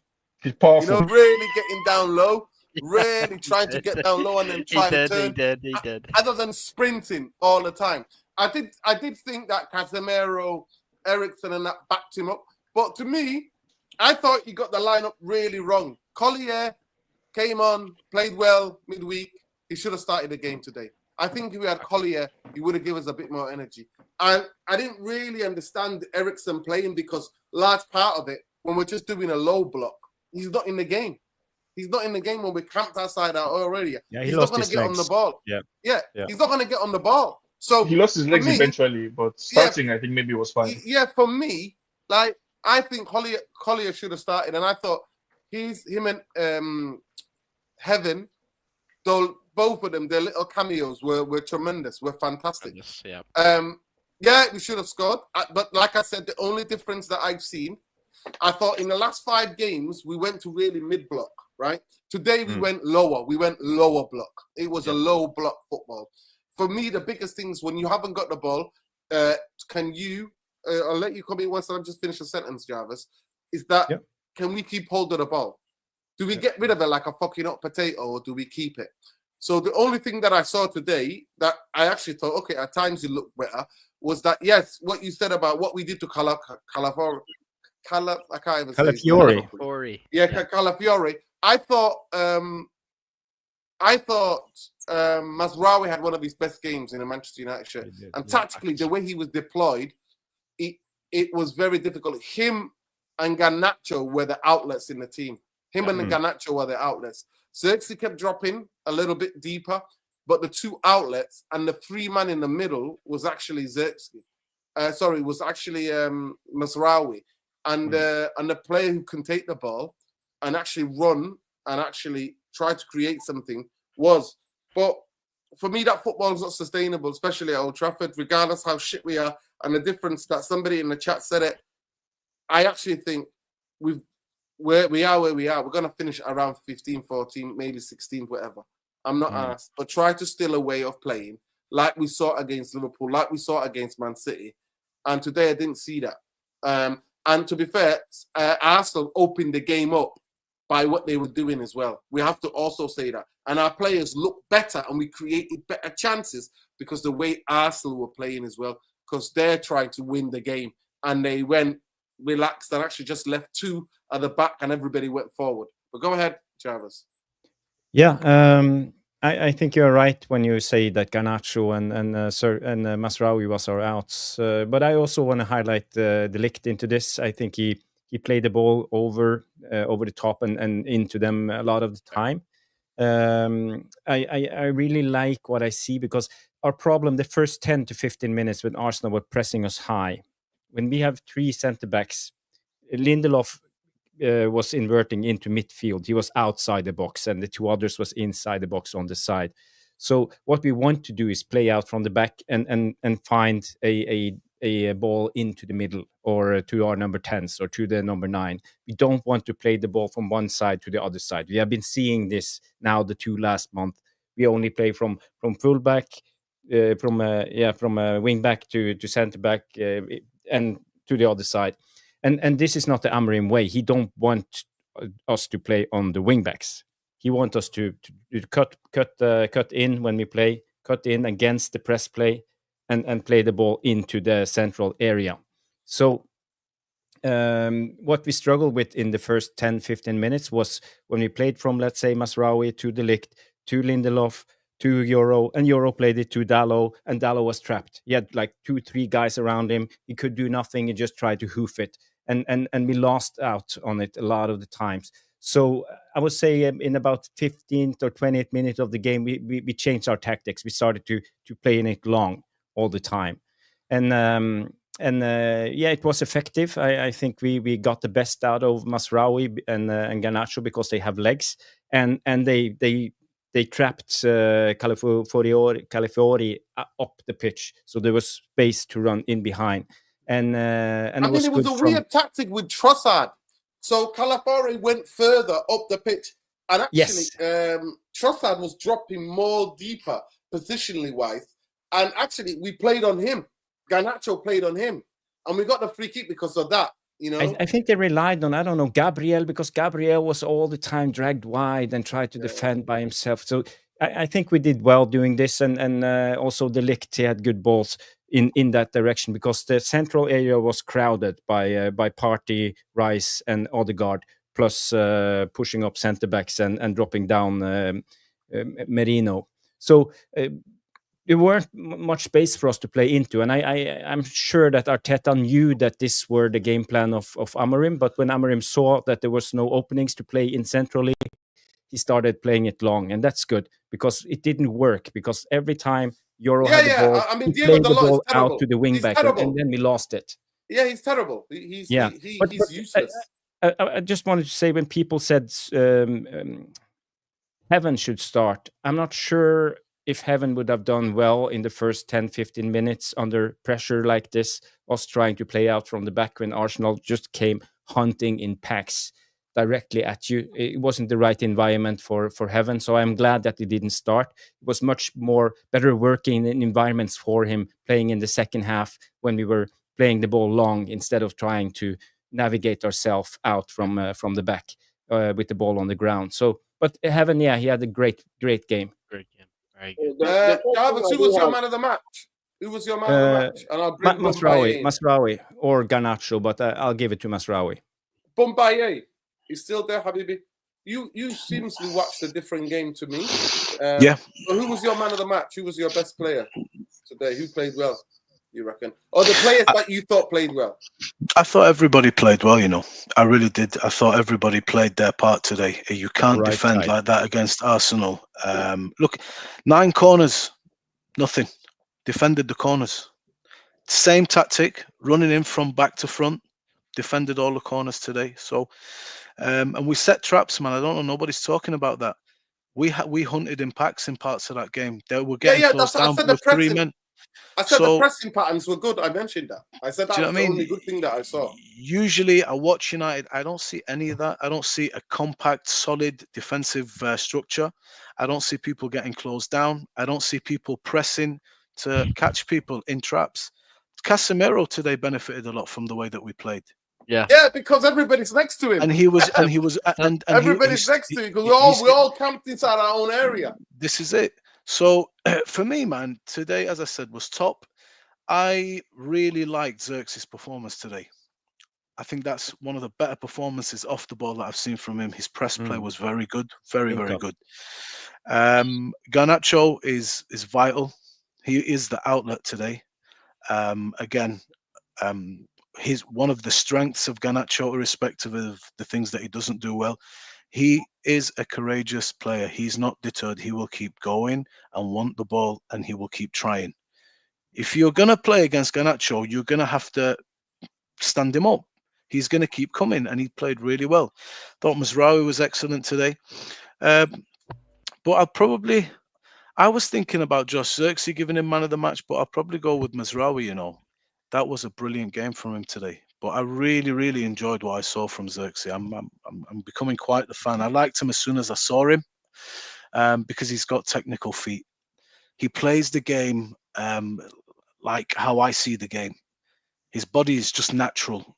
The way he takes the ball, the way he brings others into play, the skills, the brain that he has for the game. I really like him. But we'll go with Mazraoui today. Do Xerxes remind you of anyone? Like a reminds me of certain Boombaye or name called the voice. bro. Nuruddin will tell you. You want to give me the ball back to goal with two guys around me? Give me the ball. Don't worry. I'll take care of the ball for you. So Yeah, and guess he what? used He used to lose he it u- all the time, and I have to go and win it and give it to stop him again chatting underneath rubbish. it. Stop You chatting get me? The rubbish, mate. truth. Stop Shut chatting your nonsense. mouth.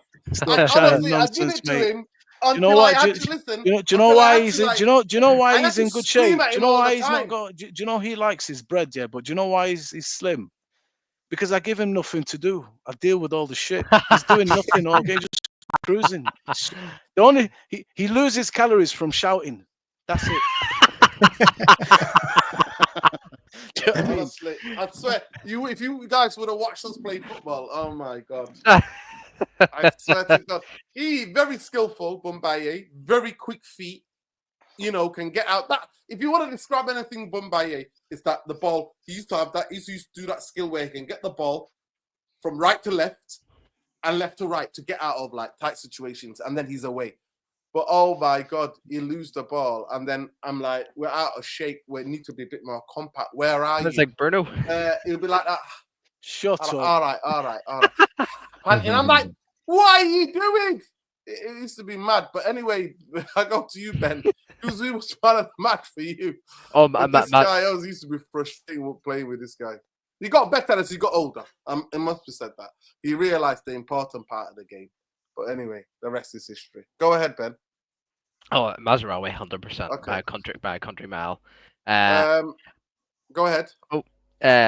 So I seen I actually like since Amarim came in, I seen a difference in Mazraoui today compared to like all the other games under Amarim. There's a times where actually Garnacho was actually, the deeper position compared to Mazraoui. Like there was a times where Mazraoui was in the final third of their box, and I was like, this is the Mazraoui we know? Because Mazraoui doesn't really like going up attacking. Like he usually just sits back with the defense or just to stay in line with the midfield. So I feel like that's what I've seen different today in my eyes, and a lot of people are saying as well behind me. They were saying, "Is this is Mazraoui we know?" Like he was literally ahead of Garnacho a few of our plays in the final third, even though it wasn't really like that we weren't really in their box that much. But no, Mazraoui worked his arse off today. Did really well. Bruno, yes, look, Bruno created a few chances. Good, world class finish, free kick. But God, I at the can end of see the day, strain in your face having to say that. but this is what I'm going to say next. But, people are going to blame Onana for Arsenal's goal, Nah. But no, No way, it's I'm just not. like- I'm not scapegoating Onana, even though I don't like him. But it was that goal was all down to Bruno and Casemiro, because why? It was Bruno's man when Rice had the ball, because Bruno and Casemiro both in our final third box, and they just didn't chase him down. And this actually is getting a bit of a repetitive pattern now. We're actually conceding goals like Arsenal's goal today. Like remember we conceded one. Oh frig! It was a lot under Ten Hag as well. Like Jarvis, you could probably obviously pick that up as well when Ten Hag was obviously our manager, but it seems to be happening every time. There's always a guy free outside of the box having a free hit and scoring usually half the time. And a lot of people are blaming Onana for not diving earlier enough. But I just said, look, who's Rice's guy? It's the two midfielders. The two midfielders were in our box. They weren't tracking him down. They weren't pressing him to block, at least attempt to block the ball, but he didn't. But no, in terms of the man of the match, Mazraoui by country mile worked his absolute socks off today. And you could probably even argue as well, Heaven was just in outstanding, and Delit as well. Delit did really, really well defensively. Really, really, really well, really well. But shout out Mazraoui, anyways. Yeah, you see here, Ben, the goal, and you see here, yep, Declan Rice just jogging casually. This is in slow motion, but it was actually a slow motion attack. And no one is picking him up. Everybody's ball watching. They are dropping too deep. Eriksen is the player for me. No man's land. Well, you have Eriksen here, you have Bruno here, you have Casemiro all the way down here. You see here Lindelof is by himself. He should have pointed and shouted and pushed. Garnacho's not absolved either from this. He's in front of him. He can see behind them. They can't see now. They're Yeah, already but he's caught out. defending his zone in a way. So if So someone he can is not defending their somebody. zone, It's a Yeah, team I mean, midfielders for you've me. got to be their eyes there. You've got to shout. There's 2 men free. It's on the periphery. The natural cutback is going to come there. yeah, you see here. You know what I mean? But the worst thing So is, look, Casemiro Bruno. sees him. If you go back, look at Casemiro's head, where he's facing. He's looking out here, so he knows there's 2 guys He's here. looking at Partey more important. He's looking at Partey, I think, more than he's looking at Rice. 100%. We Yeah, can- He's aware. He's aware they are there. We He can had all, time to go out. Look at him. see, we Bruno, can for all- me, is the guy who's not looking like what's behind him. Max. No. That was see when he cut through there. Jarvis, just go back a wee bit. Bruno has no. He should not be anywhere near that player. It should be Ericsson. See, once he gets past Mazraoui, Yeah. it should be Ericsson next to come in, Yeah, and then it's kind of Bruno a domino literally- effect because Ericsson doesn't push Bruno and takes his space and should push Bruno here. And I don't know. The issue is Bruno's not looking, and that's For me, that's- Casemiro it was too late. It was too Too late. late. By the time he realizes it's too late. If you But play it on, to me, Casemiro should be the one who's shouting and saying, Bruno, Ericsson, edge. That's what you say, edge. Yeah. No, we cannot debate about where these players are supposed to be when the action happen or where they're supposed to be. But the reality is that when you play, you're not playing man for man and you're playing a block defense, you have to give credit to the opposition sometimes. Arsenal moved the ball about 10, 15 passes before they created that opportunity. They know how to compress us, how to drag us into the zone. Like you can see, they drag us into a certain area, and they have a formation of 4 players that were pressing in our middle, in our final third, and they passed the ball back to Declan Rice, who had plenty of space to take the shot. So you have to give them credit. That's the whole point of a million pass before creating the opportunity. That's the whole point of possession football. Now, my man of the match today will go to the back three, the combined back three of Delete, Heaven, and especially Lindelof. I know Lindelof has not had a lot of game this year, especially we haven't seen the opportunity to see him play in that formation. He often vilified by the fan base called Lindelof, but he stood his ground today. And special credit. Yeah, but Amalawani, this is where I disagree right, with you. bro. It's very difficult. It's very easy to defend holding 5. You know what Yeah, I mean? look at It's very him. easy. Look at him, I'm right? sorry. Bro, It's very easy to Nuruddin, defend that. I'm Nuruddin. sorry. It is. Nuruddin. It is. When everybody's in front of you and everybody's side of you, you're getting Nuruddin. protection. Nuruddin, You're it's getting easy. protection. It's easy when you are a lateral defender because your wing back talking, now you can double up or whoever come. But he's the central defender and he still have to pay attention. They got no striker. There They have is- 0 striker. Bro. there is space They on- didn't even play a striker. Yeah, Nah, but there Lindelof is was a solid striker. today. But there is He was. space on both sides of him. And he have to be wary of that. So we know Lindelof is not blessed with pace. He's not blessed with an aerial dominance. But he still hold the line today. So He marshaled it, you know. Honestly, if you watch the balls that came in and he dealt with it, his positioning today was very, very good. They still were getting stuff into the box, even though you had 5, and it has to be dealt with. And he played a massive role in that. I was really impressed with Lindelof today. I was. If it's okay with you guys, I'll show you 2 clips of Lindelof because in the beginning of the game he struggled, and he struggled when we tried to play out from the back, and Arsenal were pressing us hard. If you look at this instance, you have Lindelof here. You see the central centre back, he always pushes a little bit higher up. Arsenal just pressing with 2 guys. I think it's Ødegaard and Merino, and I think in this instance it was not very good from Lenny Yoro.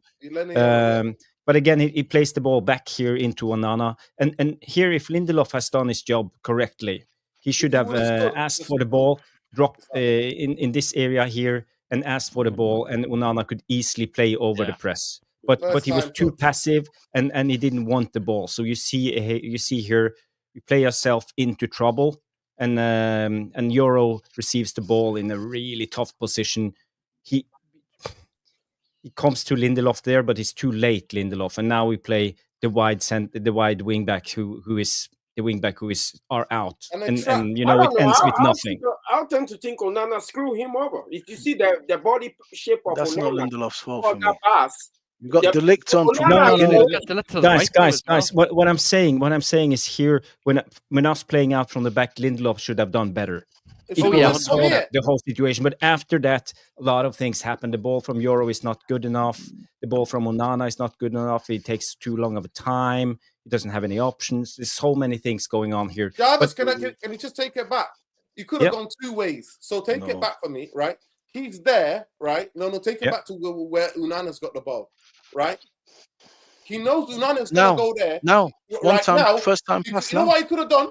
He could have ran behind because you know that Yes. Odegaard is going to move in and go into the space behind Odegaard to receive the pass because you know that Unana's going to go.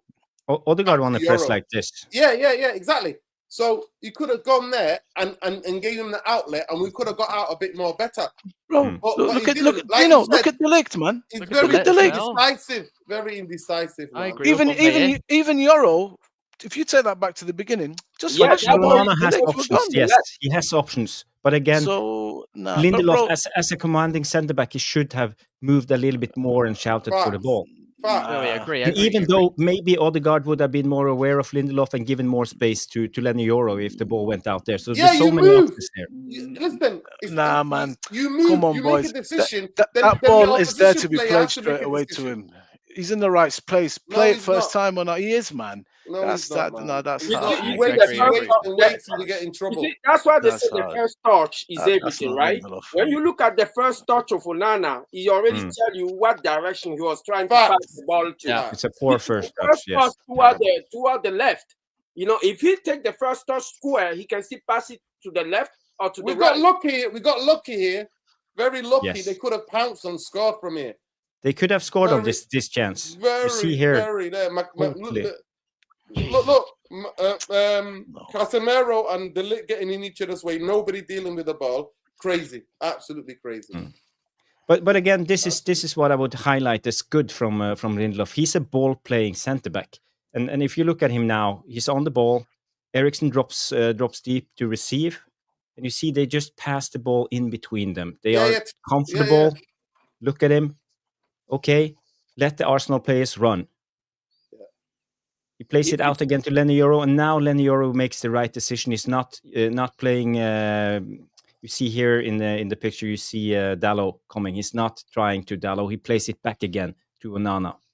And now when Onana plays the ball over to De Ligt, who is here on his right, Lindelof moves perfectly into the right right direction. So in this instance, you see De Ligt, he tends to play it long, and this is what I don't like with what I'm doing now. Yeah.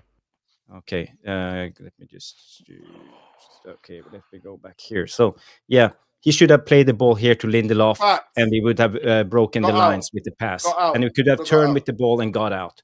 But you know, and if you look at Lindelof's reaction when the ball goes long, he throws his arms out because Lindelof understood that this was a chance to play themselves out of the back. So yeah, I think Lindelof did a good job today as the central. But I would always play him as the central centre back because he needs protection. Yeah, he's limited. If it was Maguire in place of Lindelof, he would just be pinging stupid diagonal into the channel. Max. So, Yeah. Pirlo. Listen, we can go. Listen, man. we could go all day and night analyzing it. Big up to Jarvis for the clip. big up Jarvis. I just want to show you my own clip. And I just want to say big up to Saeed because yeah, I just watched it actually. What you were talking about. Let me just go back. Actually, let me pick up the 1958 and the protest. Big up to Ben. Ben was there today, so let me just do that. Bear with me, guys. Cancel. Let me just see. Is it true, guys, that Sir Jim was smiling today? Everyone's been saying in the comments that was it? On TV he was, Scum. On TV he was, No smiling allowed. Absolutely not. Don't you dare smile. Yeah, no, There we go. There we go. These were the photos today. I think it's good to share.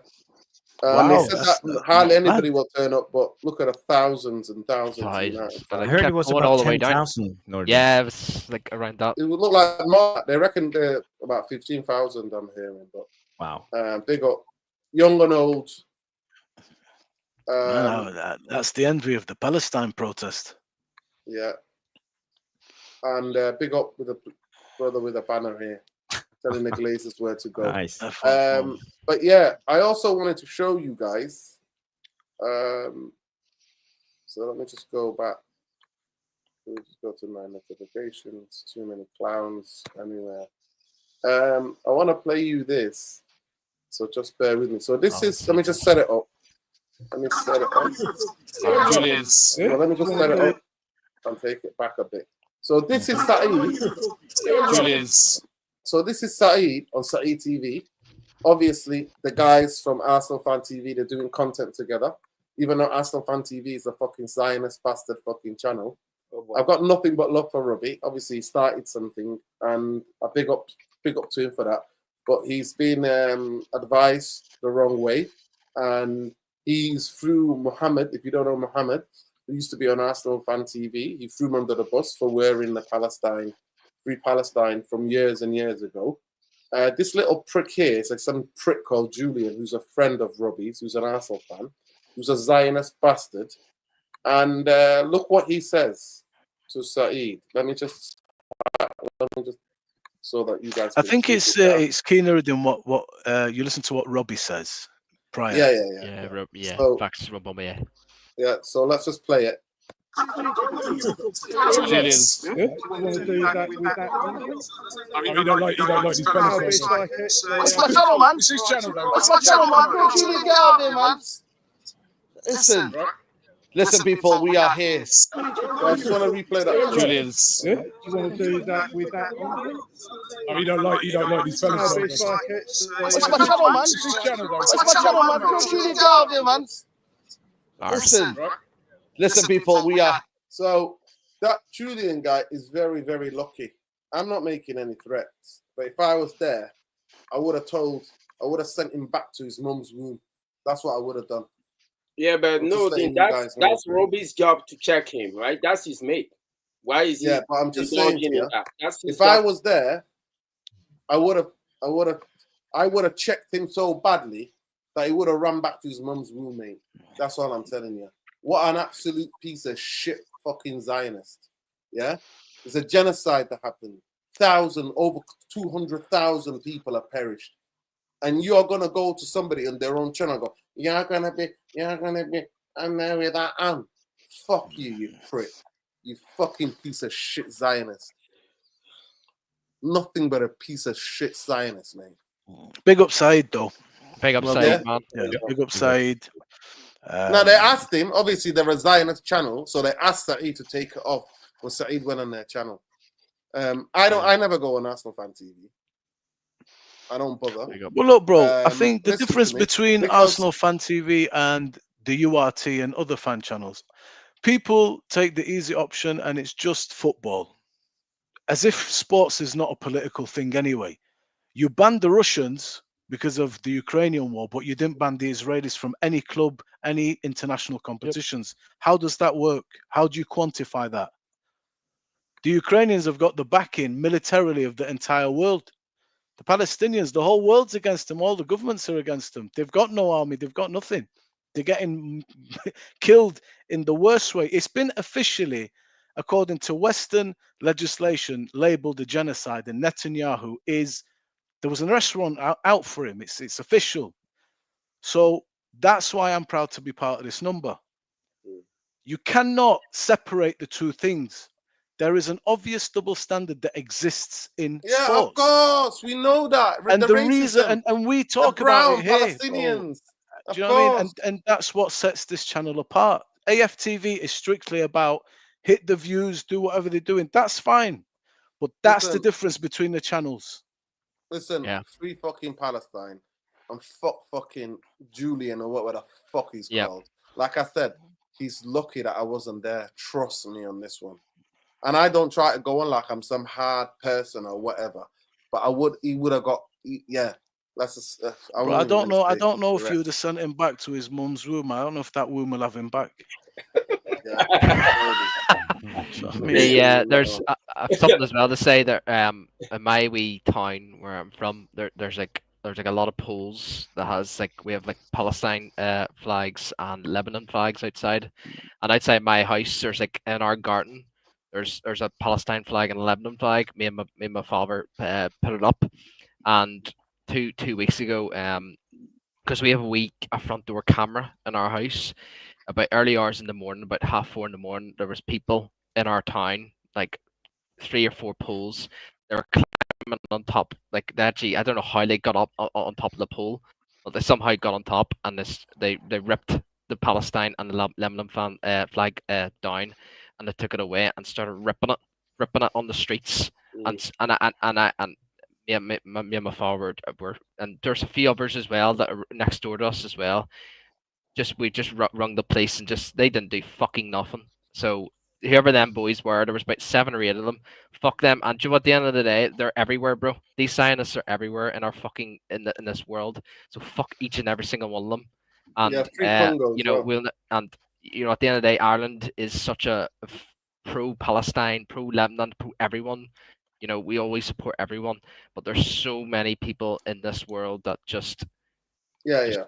Racist, 100%. I bet somebody paid him. I'm not gonna lie to you. Some Zionist pricks paid him to do it. So we've talked to we've like a local council. Like, you know, he said he's agreed for us to, you know, put the flags up again. So if we're hopefully getting it back in this week. So we are the Lebanon and the Palestine flag again. Bless up you and big up, man. Big up. Big up on love, man. It's called integrity, bro. Thanks. The issue with situation like that, you have to check them in real time. If you don't check them in real time, then you think they get away with that. Now, or in the case of Robbie, I don't know too much, but if it's your choice is not to stand on your principle, or get the bag and shut up. I hope Nuruddin, our policy here is not to get the bag and shut up as well, you know. So hopefully. Yeah. No. None of that for me. I'm not about that. But big up, people. Big up to everybody. Smash a like on the video. Subscribe to the channel. I disagree with a lot. Maybe because I'm ill. Maybe that's what it is. maybe that's what it is. But yeah, I disagree in terms of Manchester United. For me, I didn't. Other than the pressing patterns, I didn't really see anything. Me personally, I didn't see anything that's something to really celebrate and to shout about. But yeah, it was a game that, yeah, we didn't lose. To me, it just showed me how shit Arsenal are, and they're not going anywhere in the Champions League either. They'll come up against somebody and they'll get fucking smashed. But people, Jarvis is just under 400 away from 1,000 subscribers. So please, after we're done here, can you all go up there and subscribe to the channel? There it is. Just a almost 2-hour breakdown with Stu on the game. A lot of footage, a lot of tactical board and stuff. So if you're into that, that's the right channel for you. So go subscribe and then watch a couple of shows. But Nordin, before we go, I just want to say one more thing. I know you're feeling under the weather and not in top shape, but this situation, I'm not going to play it because it's a close-up, but I will show you the pictures. You see here, Merino comes with his foot. Garnacho is laying down. He's not moving his leg. Yeah, that's Marino, the ball is still all the time, and Marino is basically stomping his studs on Garnacho's ankle. That's and he pushing down with force. Yeah. Why didn't VAR go in and check this? We know how eager they were on the Dorgus challenge, but not on this. Why? Yeah, well, I mean, the shitbags. Tell me why. The inconsistent shitbags. Yep. That's you can't tell me this is not on purpose. This is 100% on purpose, malicious behavior. Of course. Yeah. These players always know what they're doing.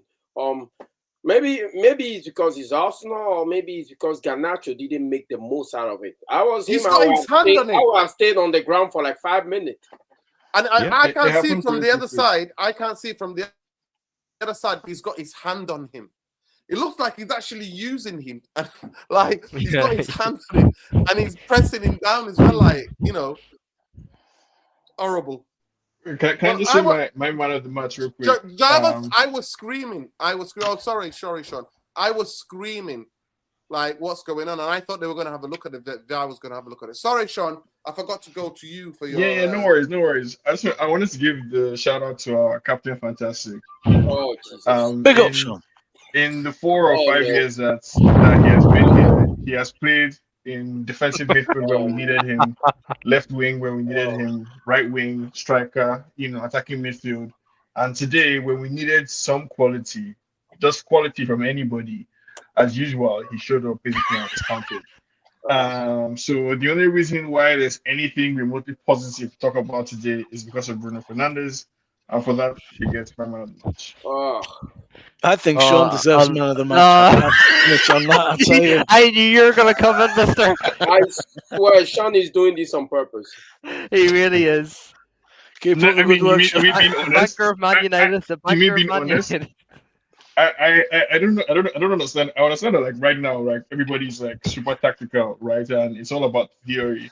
But as far as I'm concerned, if you can bang a free kick like that, you're good in my book. Like any day, anytime. That's what football is about. We needed somebody to come up with something today, and our captain did, Bruno Fernandes. Like he gets the credit. Okay. Thanks, Sean. I think we got it. You love Bruno, and you think he's the greatest. You know what? Yeah. It's about opinion. That's all it is. Yeah. Go ahead, Luani. No, you know what? I surprised me when I heard most of the time people say, "Oh, if Bruno was in that City team, the City team would be unbeatable." And this and that. Have you guys ever thought that when we went for Bruno, there was nobody else coming for him? All the big teams said, "Nah." You know how old he was when he was in when he went to Italy, to Fiorentina.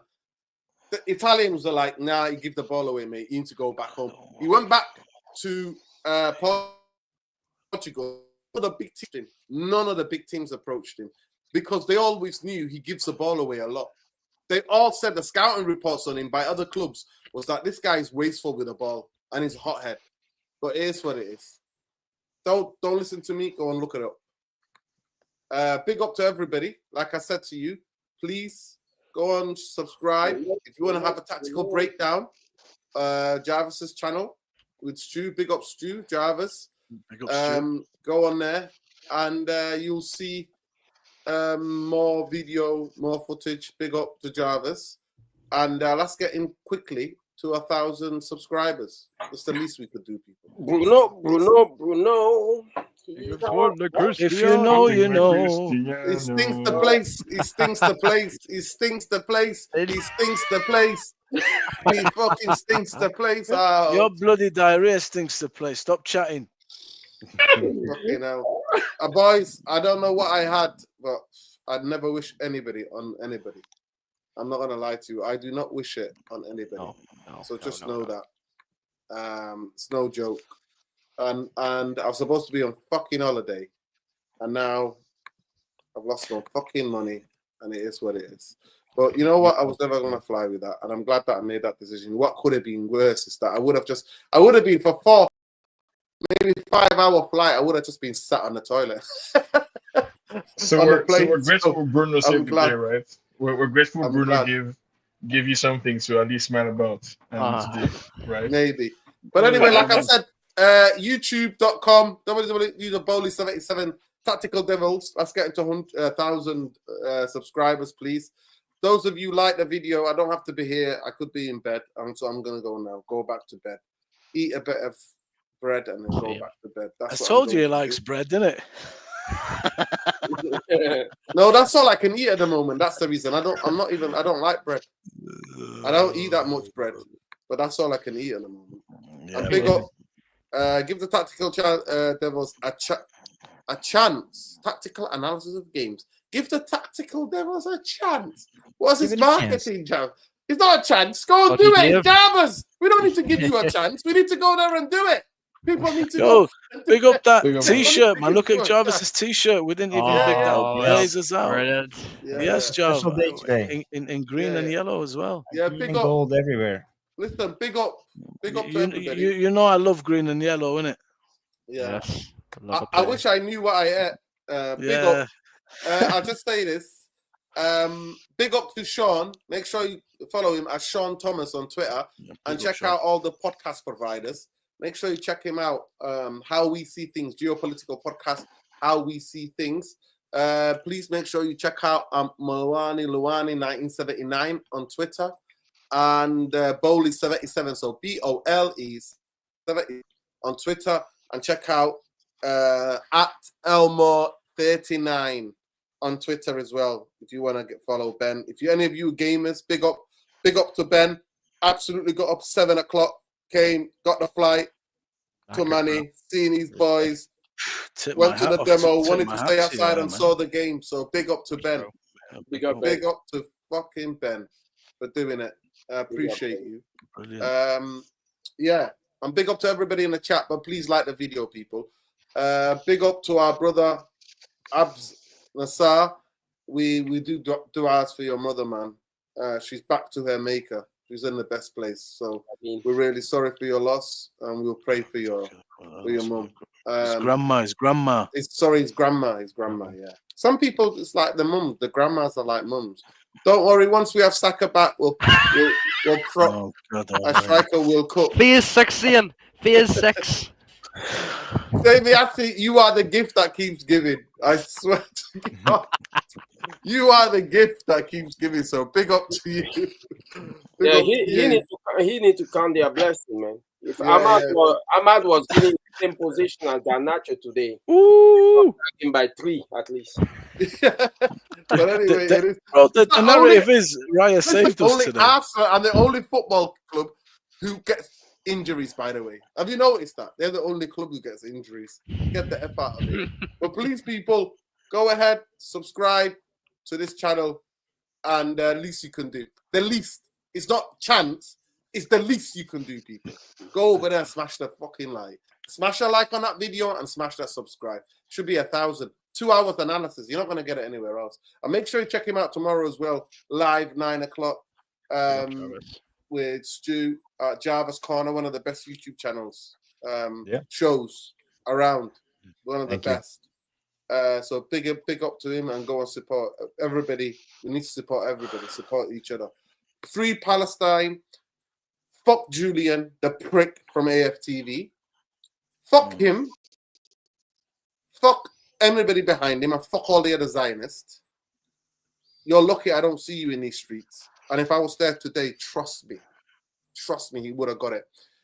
Big up to all the people standing on the right side of history. Free Congo, free Sudan, fuck the fucking UAE, yeah, as a fucking country. Fuck their rulers. United Arab Emirates, fucking Zionist bastards. They are directly involved in the genocide in Sudan. 100%. Fuck the Zionists, fuck the American Zionists, British Zionists, and all Zionists. Yeah, and they're Muslims, people. They're supposed to be Muslims. This is why I tell you, Judaism and Zionism are two different things completely. Majority of the world who are Zionists are not even Jewish. A lot of them are Muslims. Others are fucking Christian, and a massive load of others are atheists. So just remember that. We don't hate Jewish people. We love our Jewish brothers and sisters. We love them, and solidarity and love to them always. There's a big difference. We're fighting against Zionism. Zionists are in the Congo. Zionists are involved in Sudan. Zionists are involved in Lebanon, Syria. Zionists are involved every part of this world. Zionists are there. Even in fucking Ukraine, there's Zionists there as well. 100%. Black fucking rock. Look them fucking up. Anyway. Love and light. Free Haiti. Free Ogaden. Free Tigray. Fuck all the wars. Fuck the industrial military complex. And we stand in total solidarity with all the indigenous people in the world. Whether it's the Sami people in Scandinavia, whether the indigenous people of the Americas, whether it's the indigenous people in Africa, whether it's indigenous people in Australia, or in South Asia and West Asia. wherever they are. Solidarity and love. Fuck militarism. Fuck the colonizers and fuck imperialism. And if you want to be down with them, fuck you too. Fuck you too. And lastly, big up to all the United fans that come in the protest. Big up to the likes of Ben, who took a flight coming from another country, technically, to go to the protest. Big up. Big up, Ben. 8 for all. Big up. Fuck the Glazers. Fuck Ineos. Win, lose or draw. Get them out of this football club. Smash a like on your way out. Subscribe. Like I said, like I've been saying to Bowley. It's not a chance. Don't give him a chance. Fucking subscribe. Give him a goddamn like. That's what you do. Nora, before you go, I just want to big up Bradley Manning. The 25th of February was the 1-year anniversary of what he did outside the government place. If you guys know, he's an ex-soldier. He couldn't handle what he was seeing in Palestine, and he set himself alight outside the American. No, it was the Israeli. It was the Israeli embassy. The Israeli embassy in New York, in Washington. In Washington. I mean, young guy. Yeah, big up to him. Solidarity and love for him. And actually, another woman did it as well. But she did it in Georgia. I think it might have been Atlanta. But they never let her know. Make she rest in peace. Well, I forgot her name. Make she rest in peace. Yeah, all the people who are out here. And big up to the brother who went yesterday on the Big Ben, climbed the Big Ben in the UK in London, and was there with a flag saying "Free Palestine" and free all of the Palestinian solidarity, Pal Action people who are all locked up by this government, the government that is directly involved in the genocide of the Palestinians, are locking people who are telling the truth about what's going on. That's what they're doing. So love and light. Yeah, Aaron Bushnell. Love to him. Big up to Aaron Bushnell. That's it, Aaron Bushnell. Yeah, big up to every one of you. And love and light. Take care. Take care. Everyone.